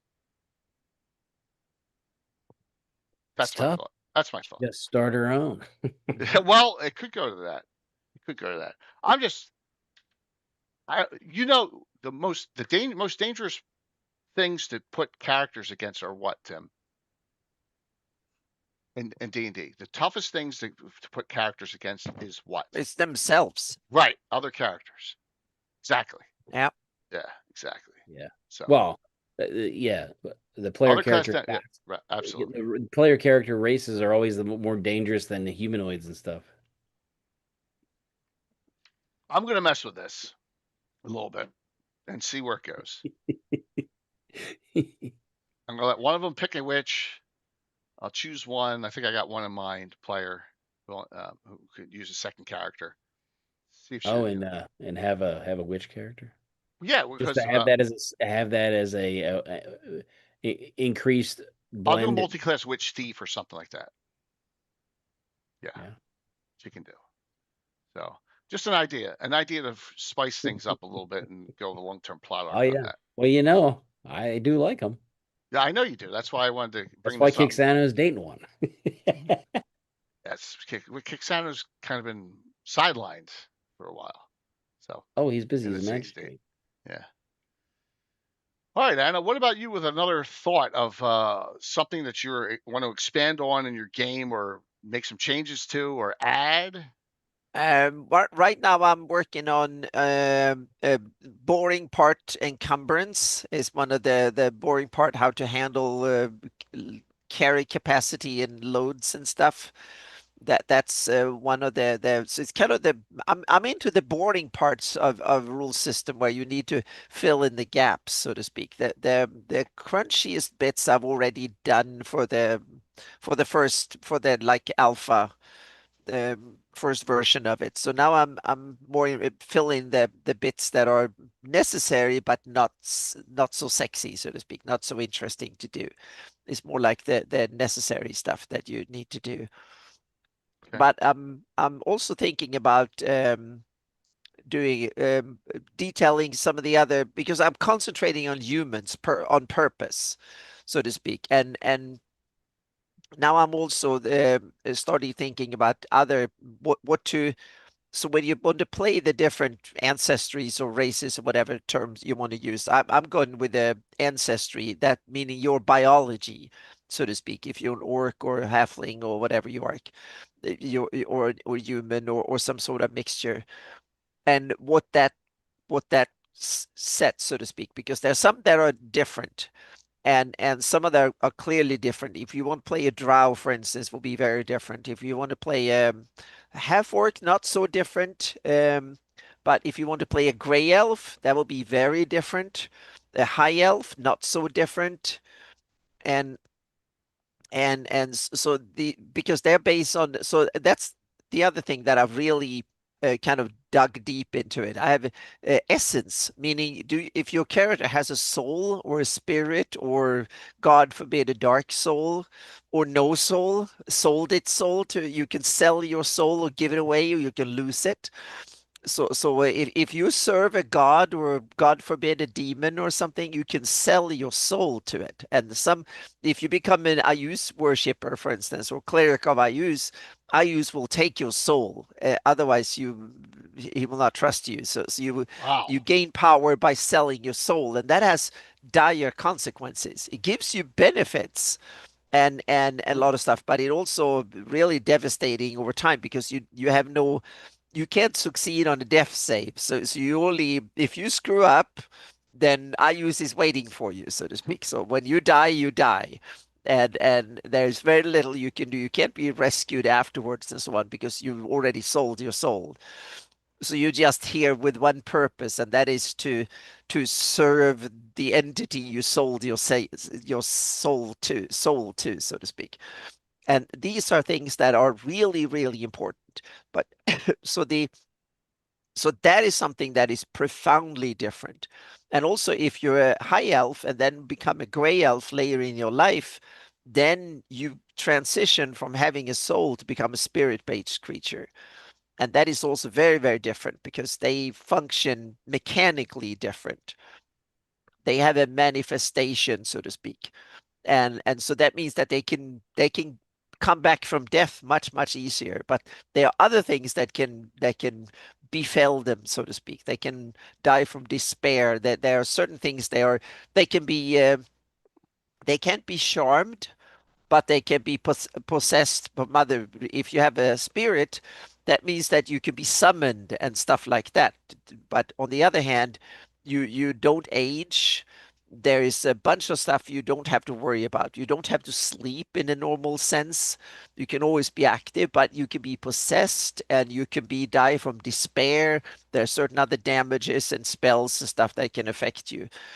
So that's why elves are partially immune to sleep spell, because they're on their way to become soul spirit creatures instead of soul creatures. So you can spend your elven career to become a spirit-based creature, so to speak. So then you had your last sleep and so on. So there's pros and cons to everything in the Hawktail rules. Yeah, but how many people are going to be playing evil characters and sell their soul in your game, Anna? No, it's more that you can lose it. You might they might tempt you to sell your soul. They might want to give you a lot of cool stuff for your soul. And then you also might, when you're really weak and you're down there and you're laying there bleeding to death, someone might come and take your soul. He might not even ask for bargain. He might steal it outright. That what necromancers can do, and devils and others. They are nasty ways they can rip it out of you, so to speak. Or they can kill you and then take it after you died. They can take it and harvest the soul. And that means that if someone has harvested your soul, you can say goodnight or goodbye to ever being resurrected and stuff like that, because then that someone has your soul, so you're kind of screwed in that way. Anna always makes my bad guys seem nicer. Yes. Yep.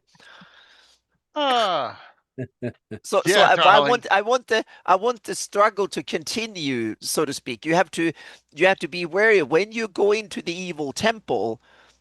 Dying is only half the problem, so to speak. It's the problem that comes after. It might be even worse. So you have to kind of start protecting yourself against certain things. But on the other sense, if you're a paladin or a cleric and you guard your home temple, you're fairly safe, so to speak. But once you go into enemy territory, it can get dangerous, really dangerous. Those are things that I want to convey with the rule system. And also, they're so tempting with that chance to get power fast. That's the big... exactly. You can get like awesome senses, and he could stop you from aging. You can do all sorts of cool stuff you can get from selling your soul.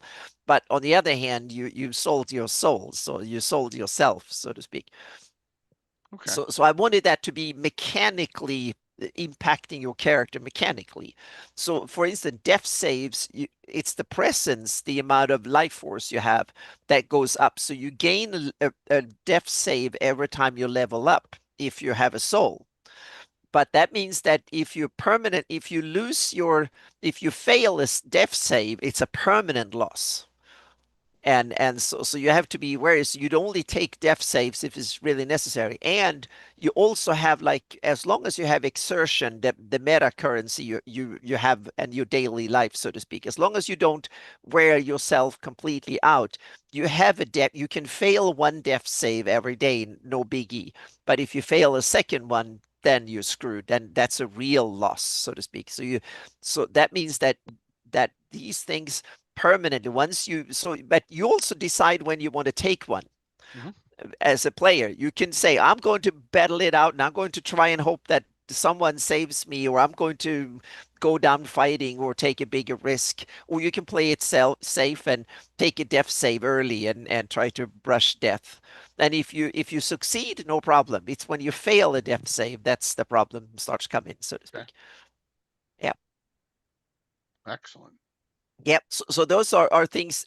It's like the game loops that are not the short one each battle. Right. So it's the game loop across a whole career of a character. So it's not per level. It plays out. These are scars that will be with your character forever. And the only way you can do it is that a god can give you more presents. So if you become a devotee of Palor or Heronius, they might give you another one saying, oh, you've been a good servant, so I will give you one extra, so to speak. and so that is another reason to serve them, so to speak. That's the opposite of selling your soul. The good ones might give you some extra souls, so to speak, some extra material that way. So, yeah.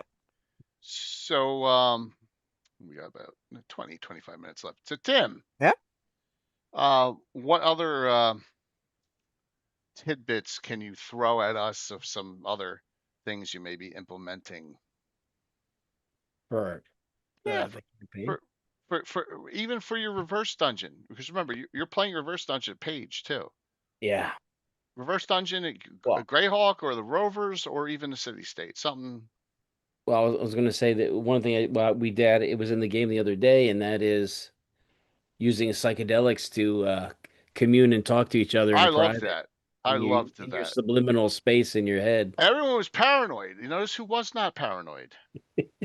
You were betting that I wasn't going to kill everyone right at this time. Well, not kill me, kill the rest of Yeah. them. I don't care. But I'm just kidding. I'm If kidding. I hadn't killed you already, they could probably go.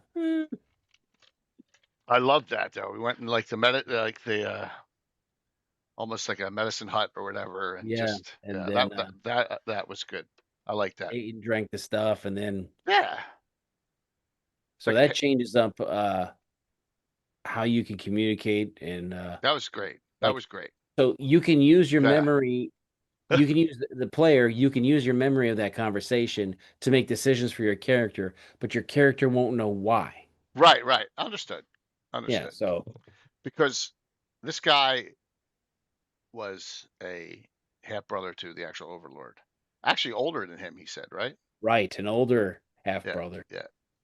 So it was a really, it was fun. It was a fun And discussion the there. Overlord had killed all his other ones. Yeah. That he could get his hands on. That's what I said to him. I said, well, shouldn't you be dead because all the others are dead? I'm assuming because he doesn't. I saw him kill one in front of me to make an example out of him. Yeah. So. Not nice. He's bad. That's cool. You're right. That was a new twist for you, using intoxicants or whatever, peyote or whatever it was to bring out Mushrooms. a discussion. That was good. In the campaign, and again, certain ritual magic is going to be more important for some of the greater things that you're going to have to try to do in the future. So Right. those seeds have been planted a long time ago. Yeah, a long time ago. You still have certain items that you don't know exactly what they do yet. You don't know what they're for. Well, yeah, and I don't. But they were important to the kind of the patron devil that was part of the Hellbridge Temple that you defeated. Right. Okay. So cool. I want to note one other one that Bill started us on the path of that I really love that we utilize now. Because you can, all right, I got to go to a sage. I got to go to an alchemist. I got to go here. I got to go there. Right. I got to do all this. So having this incorporated by Bill, the class, and that we're talking about the Maesters, right? Tim, I'm not sure if you're using them at all. no, I like the idea. Like the idea of them, yeah. So, Yeah. and this actually leads to a place that's actually just north of Altamira. Will be on Anna's map and everything, and that is Sojourner's Repose, which is up the road, and it's basically outside the city. And here's a map. This is actually the first adventure Korg and them ever did. This is number 999, where they went and they helped them, and it was under attack by Murlocs. This is the inside of it. But this is Jeremy Gamescape 3D, so he did all this, all this terrain. Which works perfectly for it. You got the rookery here. You see the eggs on the out. It's just awesome. All the stuff that it fits perfectly. And with that, we have a class on it that will allow NPCs and PCs to use, and it really works very well. And it gives you some of the abilities that you do not have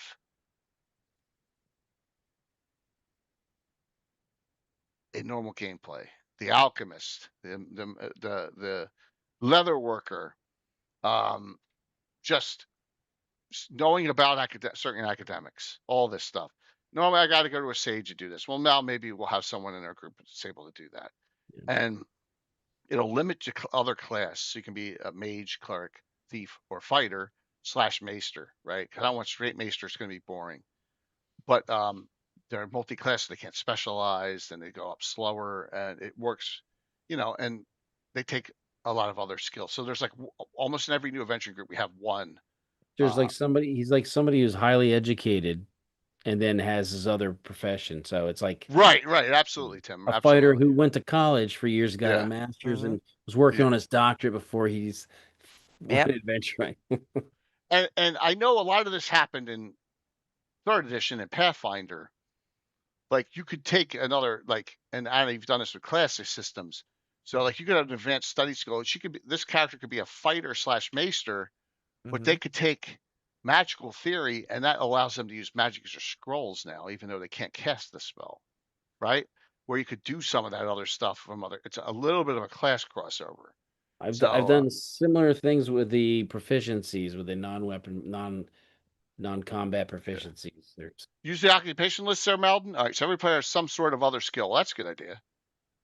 So Tim does it a lot too, right? Non-weapon proficiencies, Tim. Yeah. in Use them a academic lot. knowledge, where there's basically you can have Right. 3 subsets of knowledge. Yeah. For us, it works very well. I'm glad that glad he stole it right from Game of Thrones. But it helps with those things where like, oh my God, we got all these things we've collected for spell components. What do I do with them? Oh, you just sell them off. You can buy them at an alchemist. Now we actually have someone who can actually make, and we have percentages set. Oh, you're going to be able to make 6 regular healing potions with that, and that it's a downtime thing, right? So, well, and that's a game changer. it is a game changer, exactly, and that's the point of the discussion here. It's from this we've created an entire establishment with named NPCs, and this is the place where you go to for information. There are sages there, or there are specialists there, and that she actually, the main character sent Alina. I think it's Alina Rothschild sent, not Alita, Alina sent them on a mission a couple weeks ago. So it's a place where you can get adventures and missions from and interact with. So that's what I'm looking for: class, location, and now more interactivity. Right? They have engineers too. What's that? Engineers as well. Engineers, yeah, absolutely. And there's an engineering ability too.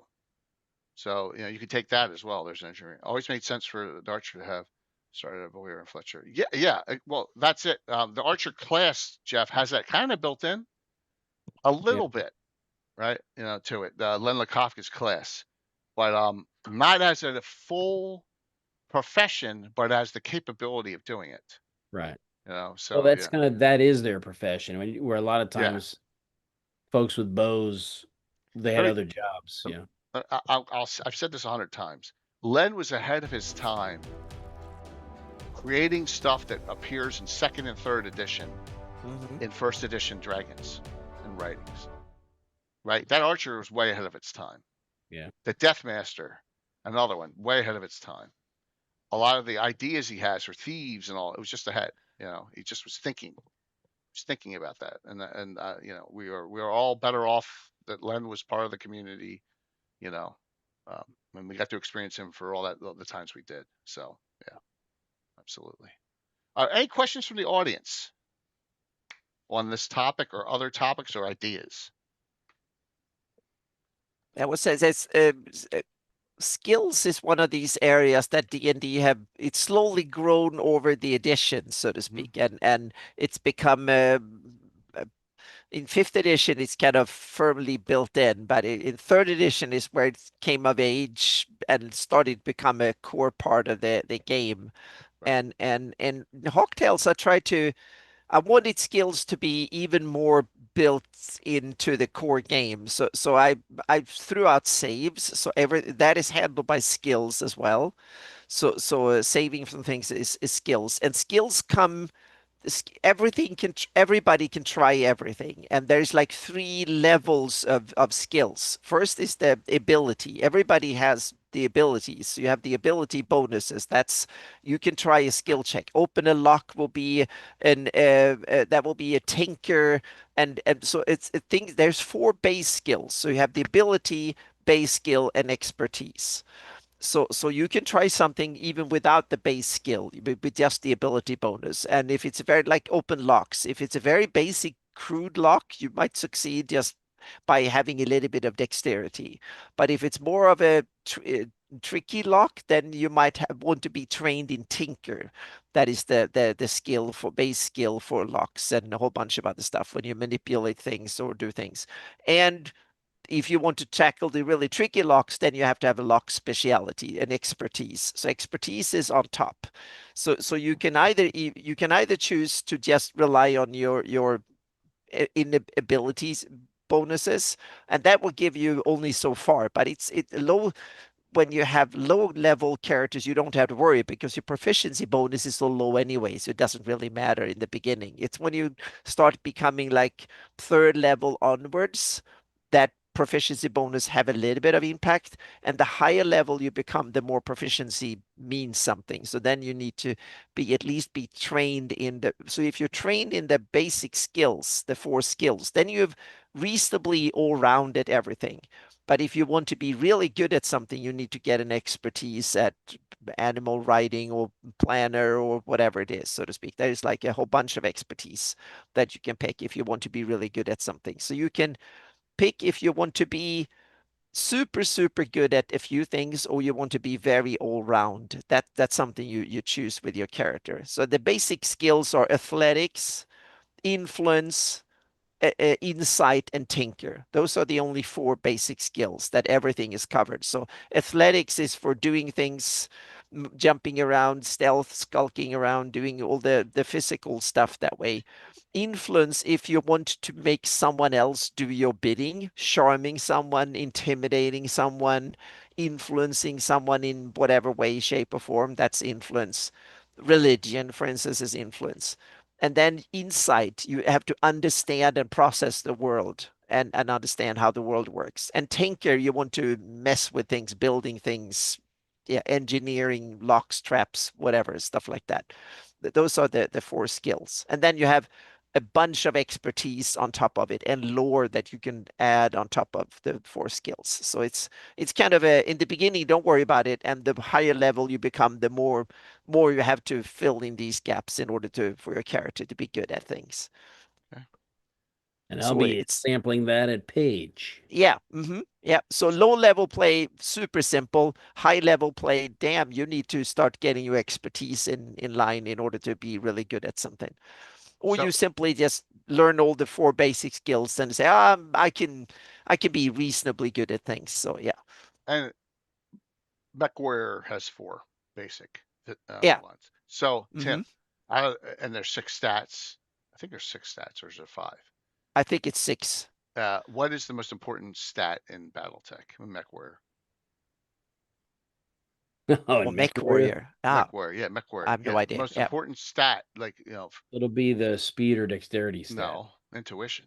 Intuition. Intuition, remember, is it's intuition. And I don't remember. It's like wisdom. I don't remember that. Intuition and reflexes gives you your mech skills. Right. Yeah, and intuition is in most of the other ones. So, all right. Lee asked a question, and the answer to that is natural 20s always hit. Natural 20s always save. Always. Natural 1s always fail, no matter what you do. Yeah. Now, if you take the table for high level skills, for high level characters, or high armor class, and you're a thief trying to hit -10 armor class, you may see these successive 20s going up, like 6, 7 of them. In my game, every 2 20s up is a -1 in your to hit roll. So you may say you're +4 to hit, and you may lose 3 of them going up that chart. So you could hit on 19 or 20 then on a high stat. But natural 20 always is successful. Tim, you agree on that? 20 is always successful, and 1's always a failure. Yes, in principle, yes. There are exceptions, because there are things that if you try to hit it with this What's up, Curtis? tool of whatever weapon, something yeah. might be, yeah. Yeah, So that might be it. non-magical, But in general, yes, a Mhm. nat 20 is a hit, and he will do 1 point of damage no matter what, so to speak. On in normal, Wait. almost everything you hit will with a nat 20, even if it requires magic weapons, whatever, you will do 1 point of damage at least. So Lee, One that is hit. because the reverse of a D20 system, which we use THAC0, allows for numbers to be 40, 50 do you need to hit or whatever, right? Because Yeah. it's great. And in old school, it doesn't work that way. It never goes, so that's why if a third edition DM especially Yeah. may not allow a natural 20 to hit, which is insane. Yeah. What do you Yeah. hit with then? If you don't, so Yeah. Yeah, you Yeah. in Hawktails, Yeah. when I rolled up the Yeah. really high level characters, they might have plus 20, maybe even plus 25 on the roll to hit. If that's like the theoretical maximum. I think about plus 30 is where what you can get if you have maxed out your specialization, you have the best weapon, whatever, and so on. You get roughly plus 30 and so on. And armor class normally don't scale that high, so that will hit almost everything. But there are some instances where armor class can be really, if you try to hit something that is fling around or being really tricky to hit, so to speak. And it also good because that way you can hit things even if you have a disadvantage and stuff fairly easy. So you hit the the rule that I try to aim for is that when you try to hit something that is as on your power level, you should hit 75% of the time. So that's the standard ratio of hitting things is 75% of the time. So 3 times out of 4 you should be a hit. So you hit things more often and you crit more often too. So critting should be 1 hit out of 4 if you're really skilled, because if you're really skilled with a weapon, you hit on 15 or higher, which means that you will hit one attack out of 4 is a crit. So you can do it way more. But on the other hand, you can also mitigate it. If you have armor, you can take away crits using beatings and stuff. So there's way around it. But on average, fights are shorter in Hawktails than regular D&D because there are far fewer misses. It's not auto hit, but you hit way more often if you fight things that are on your level, so to speak.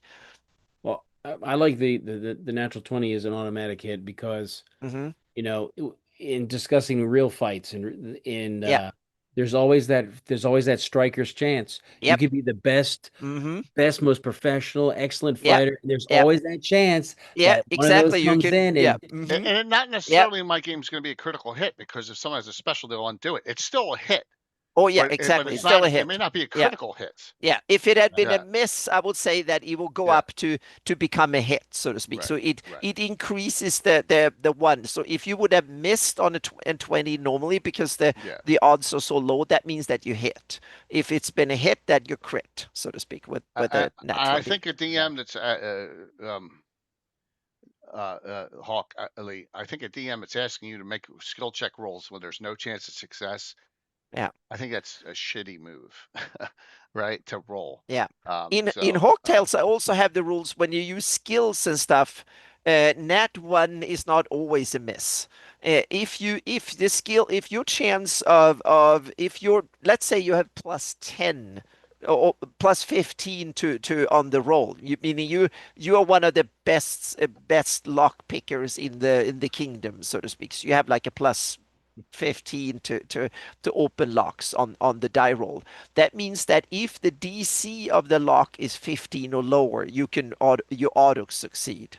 So that means that, but if it's higher than 15, then meaning you can open all the easy locks, you don't have to roll. That's auto succeed.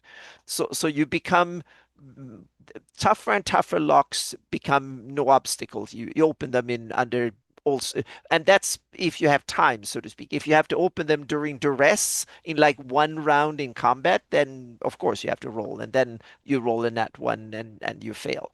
But if you have your time, so you don't do it under duress or stress, then you can just auto succeed.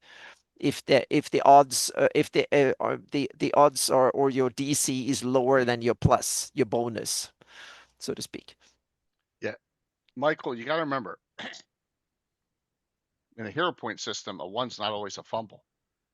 They have a special, and they're going to undo it with a so it does. Yeah. It's not. I'm not making them make a dex roll. If they want to burn a special, and I'm not going to do it, then it's not a fumble. I mean, it's part of the game. Yeah. So so they're not always crits and fumbles. 10% of the rolls are not always crits and fumbles. And I use armor to reduce the effect of the critical, depending on the armor. Yeah. Yeah. You need to with your crit table. And then, because if you're in full plate, your head's not getting cut off. Sorry. Yeah. It's suddenly, the edged weapon hit on the head that's a crit is going to turn into a lesser blunt. Mm-hmm. And in Hawktail, since there's so many crits, you can let your armor or shield take a beating, and that way you turn it into a normal hit, so to speak. And that therefore it's that way you bang up your armor Michael. instead. I understand that. Yeah. I'm just using mine as an example, and that's okay. It's Yep. just that and I've said it that way, so it's my own fault, right? But I've said it, but that's okay because it's entertaining. Mm-hmm. Once again, I've said this multiple times. Some of my guys are not 100% fans, not Tim, but some of the others that aren't watching now. But they don't. We've used hero points for 30, 40 years, but not special hero points, right, Tim?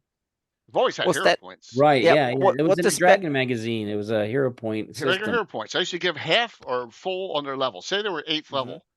If it was an easy adventure, give them half, 4 regular hero points. They could use that before the die roll, and that regular hero points are still that way. But the specials are after. It was a way to kind of allow someone with a little bit of allow them to affect fate a little bit. Yeah, absolutely. The specials are the thank you, Fusco. Yep. But it was a lot lot of fun. because of streaming, and you saw what effect it has. It has a great effect. So Jay, you introduced special hero points for streaming to add more fun and interact with the audience. I think that was was smart. Yeah. Rob Phantom saved their asses yesterday in that game. They did. He did because they were in a bad place. But like, Tim, did you see the first Equalizer movie with Denzel Washington? I saw parts of it. He takes out all the Russians, and the one guy, he takes the thing and he puts it right up here, and you see it go right through his mouth and stuff. Well, that's kind of how I see that crit with the dagger went. To the mage. Except actually, the mouth and whatever may not be. It's too close to the front. You want it to come in and go into the brain, but yeah, that's all right. That was okay because the dagger's this long? That's enough to get into your head, right? Yeah, but still, it's all frontal lobe. May just blind him. You want to make sure it goes into that brain. It rolled at FUBAR 89, so that's what I was thinking. It went right in. It was I tried to describe it on stream. So, but yeah, right here, I mean, it's all flesh. You're going to pop right through the cavity, and then you go through the palate, and then you're going to go up into the brain. See, now Tim's getting descriptive. Yeah. So, but it's the angle. Yeah. I have an angle. You got to have the right angle. Yeah. Exactly. Any other questions? And before we do some shout outs and stuff. Hopefully you guys enjoyed underneath up into the What's that?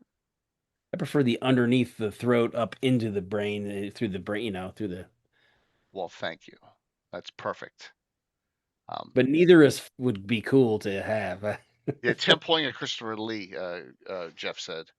So yeah, so just note, tonight I wanted to talk about taking something that you're running with in your game, whatever it is, class, organization, location, idea, and then just expanding on it and using that and running with it in your campaign, which I think, a lot of stuff happened Saturday that came to my mind, especially the Sea Mage for you, and then what I did with the Silent Ones for me. So, it was a corkscrew. That's right. It was a corkscrew he put right through there. You're right. You're right. Wow. Why is Curtis the worst person ever? Fritz showed up Thursday night. Uncle Fritz did show up for the game Thursday night late, but he did. He played. I'm giving him the wizard stink eye because of his last comment. Jack to protect exactly what he makes most of that 7. Oh yeah. Well, true. But probably have a busy week this week coming up. I don't have any banners set, so but we'll get to that. So Tim, what's going on with you, man, coming up? Oh man, I want to follow up with another city state adventure. I want to follow up with. I have too many things to follow up on. Reverse dungeon. I got to get these guys to fruition, but they're about ready to start the next phase where they're actually going to be able to do what the Dark Whisperer has uh helped them buff themselves up to do. Okay. And so it's gonna. Some people will be like, "Oh," some people will think it's will like it. It'll be certainly ridiculous when they finally get to that point, and then they have the last mission they got to accomplish for the Dark Whisperer to be happy. So Good. That means you gotta look forward to it. And now you know how I feel, man. I get too much going on. yeah, Real life work. the underdogs are still in limbo. They got to finish their mission. Right. Exactly. There's a lot going on, man. But it's a good thing. It's a good thing. It's fun. Yeah. And then then a couple weeks ago when you said, was it 2 weeks ago? Said how's November 1st? I'm like, I already got a game. Oh, I'm gonna run 2 because I'll let you DM and me DM. It's gonna be great. I bet you were tired at the end of that. Yeah, last night I was so glad that my wife just wanted to hang out last night. Yeah, I was exhausted. It was draining, but it was fun. It was fun. Yeah. But I just want everyone to know, especially Amy and Patrick, my character's that way because of you. Remember, she started out as lawful good. That's true. She was lawful good, and It's too hard. well, more than half the party were neutral. Almost all of them were neutral. Well, half the party had a thief class as part of their Right. And then the other one was a druid, right? She's neutral, and Right. then the 3 of you were good. But Panul's neutral, good? chaotic, and lawful. Huh? Who's good? Kixano and Panul. Panul, Kixano, and you. That's Dervilia started that way. Yeah, you went like one adventure, then changed it to lawful neutral. Yeah, and I was like, this isn't going to work. Right. But everyone else was neutral. Right, and they still are. So it works in Yeah, there. neutral. I think Ulrich has slipped towards the little bit more good. Right. Andrus is neutral. Andrus is neutral. It's about as good as That's a story in itself we gotta tell sometime, Anna. So Okay, this yep. miniature of his gnome, Andrus Philandrus, he had for years. Lost it. We couldn't find it. in a move, yeah. In a move. Uh-oh. And then found the original vendor at a Ren fair who custom made it and got another one. Well, he had the same one. It was because he's the one who designed it. Right. Mm-hmm. So he was selling it. I'm like, yes. That's awesome. Yep. So I got that one. I also have another gnome one, but he's doing something rude with his hand. So that's Wow, also that's- Andrus yeah. for another time. But I mean, that's the luck, involved Yeah, in that was. finding stuff. Sometimes you just gotta be right place, right time. Oh, Yep. So, Mm-hmm. all right, Tim. Well, we'll definitely schedule some more stuff coming up. Yeah. How about you, Anna? What do you got going on? I'm recovering, so to speak. Ah, It's we been can 2 hear it. tough weeks going back from. I've been up and sitting at the computer for a couple hours at a time, and then I've had a hissy fit, and I've taken special cough medication and stuff to sleep and so on. So it's been tough. I'm pretty sure it's COVID, even if I tested negative, my because it's gosh. as all the symptoms of COVID. But now I'm finally feel like I'm starting to get over it, and I can be up for some hours, and I walk cheek around the neighborhood, and it works. So now I've still been able to work in between. I've done a lot of rendering and stuff. So there will be one blog post I will now present how much terrain I've actually covered in stage 1 in the new generation of Greyhawk maps, so to speak, which is actually quite a bit. So the stage 1 is there's like 5 stages to the mapping process, and the first one is the one that takes the most time, and a lot of rendering and creation, and I've done a couple of million square miles, so it's covered a large area, so to speak. So I will present that, and then I will cover up with the all the posts that I was supposed to do just before game haul and just after game haul and stuff, so to speak. And also I will schedule the have a little seminar for everybody who wants to make their own use my geo package. So to speak. So Rob, I will send you a message, and you get to pick a couple of times, and so you that you can do, because I want you to make sure you can make it, so to speak. Otherwise, I have to have a special one for you afterwards. So I will reach out and set that up too. And also, I've started to do the print edition maps. I've had my 1 to 2 million digital maps. Now I'm going to start setting up for a print series of maps that will be made for prints. And my goal is to have them set up for 24 by 36 inches. So I will cover the whole of Greyhawk in 24 by 36 inches. And the reason I chose 24 by 36 inches is that it's kind of a standard print size that you can get at almost every print shop in the country can print 24 by 36. Well, I will do that as the first print sets or series, so to speak, of print maps. So that one is starting to come up. I will have the done. Those are the expect during the week a couple of posts on Hawktails, rules for missile weapons, and a few other stuff on there. I'm also experimenting to set up a couple of skirmish fight using segmented initiative. I want to test it to see if it's good or not. Because I've heard people say it's good, and I want to test it. So I'm going to set up, probably in a couple of weeks, I'm going to set up a couple of test skirmish games using segmented initiative to see if it's an idea I want to pursue or not, so to speak. And so because a lot of people have told me, and I'm very intrigued by the idea, but I'm not so sure that it might work out in actual practice. We'll see. So I'm going to make it a couple of test runs to see if segmented initiative might be an idea or not. Because in theory it sounds really, really cool, but I'm not sold on it yet. But I want to test it, and then I can write it off for now and say no, it's not, so to speak. Yeah, I'm telling you right now, you're tripling your time on combat. And Rob, yes, I'm going to buy the books when I get to page. That's my plan, to buy the books and look into it more. Yeah. Mm-hmm. Yep, and see, because that was one of the inputs, so to speak. So we'll see. So I might push it up until after page, and then read through, and then see to do it. And I'm working on encumbrance rules and a couple of other filling in the last holes of the alpha, so to speak. So once the alpha is done later in spring, they will be published to everybody. I have a couple of people I'm sending out the early alpha raw rules to, so they can start picking through them. And then I will fill in the last gaps in the next couple of months, hopefully. And then there will be a first set of alpha rules published.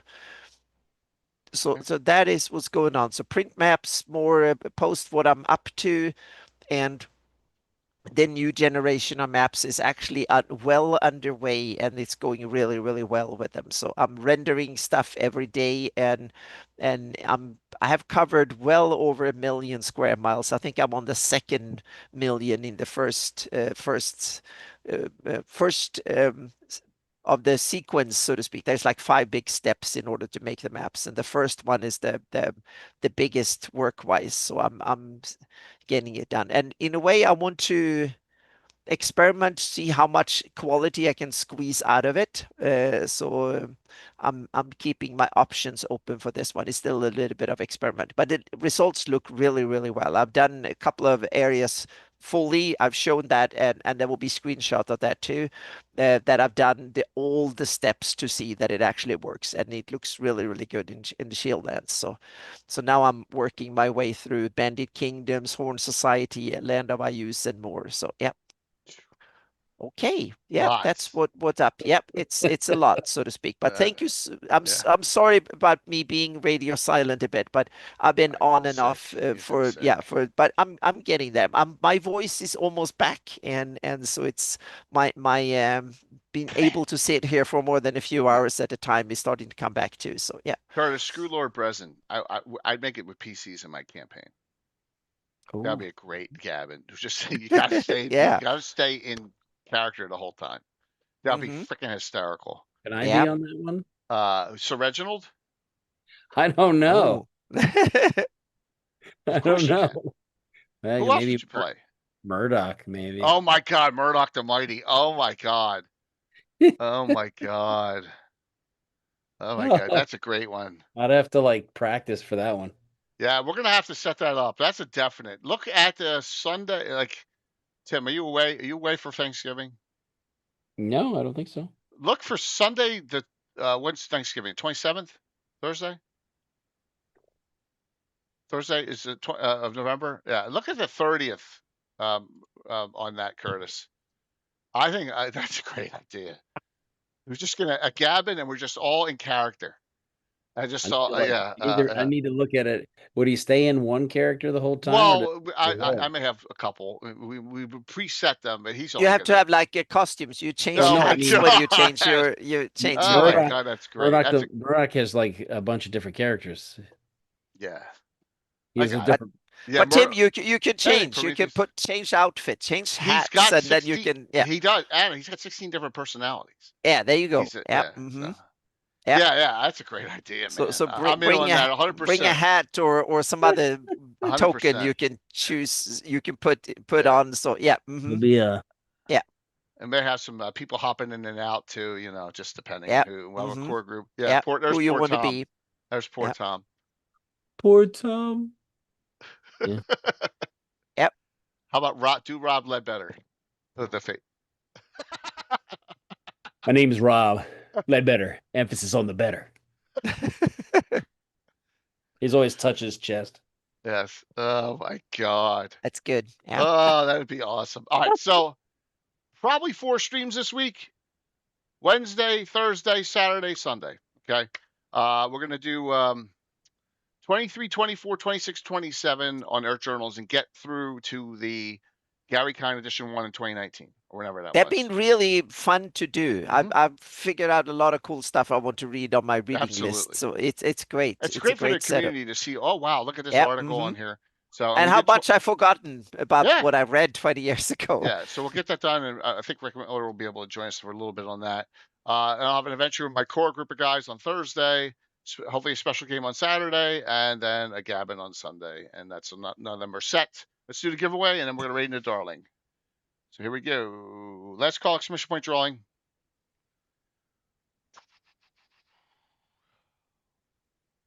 See who wins. Here we go. Entries are closed. Winner is a wolf alone. Congrats. Congrats. They're a wolf alone. All righty. You are in. Yes. Yeah. That's okay, man. That's okay. I need full name and address whispered to me. Do you have the do you have this yet? The 5th edition updated Greyhawk Gazetteer? If you don't, this is what you should get because it's got all sorts of goodness in it. And I'll send an adventure with it as well if you don't have this. All right, so I'll send you 2 things. Am I ready? Good. So do me a favor and just put name and address in Whisper or in Discord, whichever one to me. Get that out tomorrow. So, and Tim, fun discussion. Oh, thank you. Yeah, thank you. Definitely. And we'll continue rolling on this. Got a lot to think about now with, what do you call it? My witch idea. So I want to roll with that. But Anna, hope you get better. Tim, thanks, man. That was fun. Thanks for DMing yesterday. No, no problem. Thank you. Yeah, and we're gonna keep on rocking and rolling here. We got a lot of good things going on. We're gonna raid into Darling. Everyone say hello to her. Boom. I'm gonna crash. It's like an hour later than it normally is now, right? So Yeah, we're back on winter time or standard. for 3 time. months, right? That's it. We fall back, right? Yeah, Yeah, those you should be tired because you gained an hour now and you will lose it in spring again. Yeah. So yeah. Oh, yeah, mate.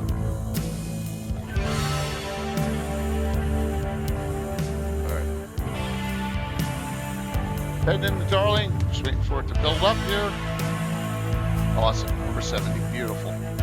Enjoy, everyone. 5, 4, 3, 2, 1. See you Wednesday night. Thanks.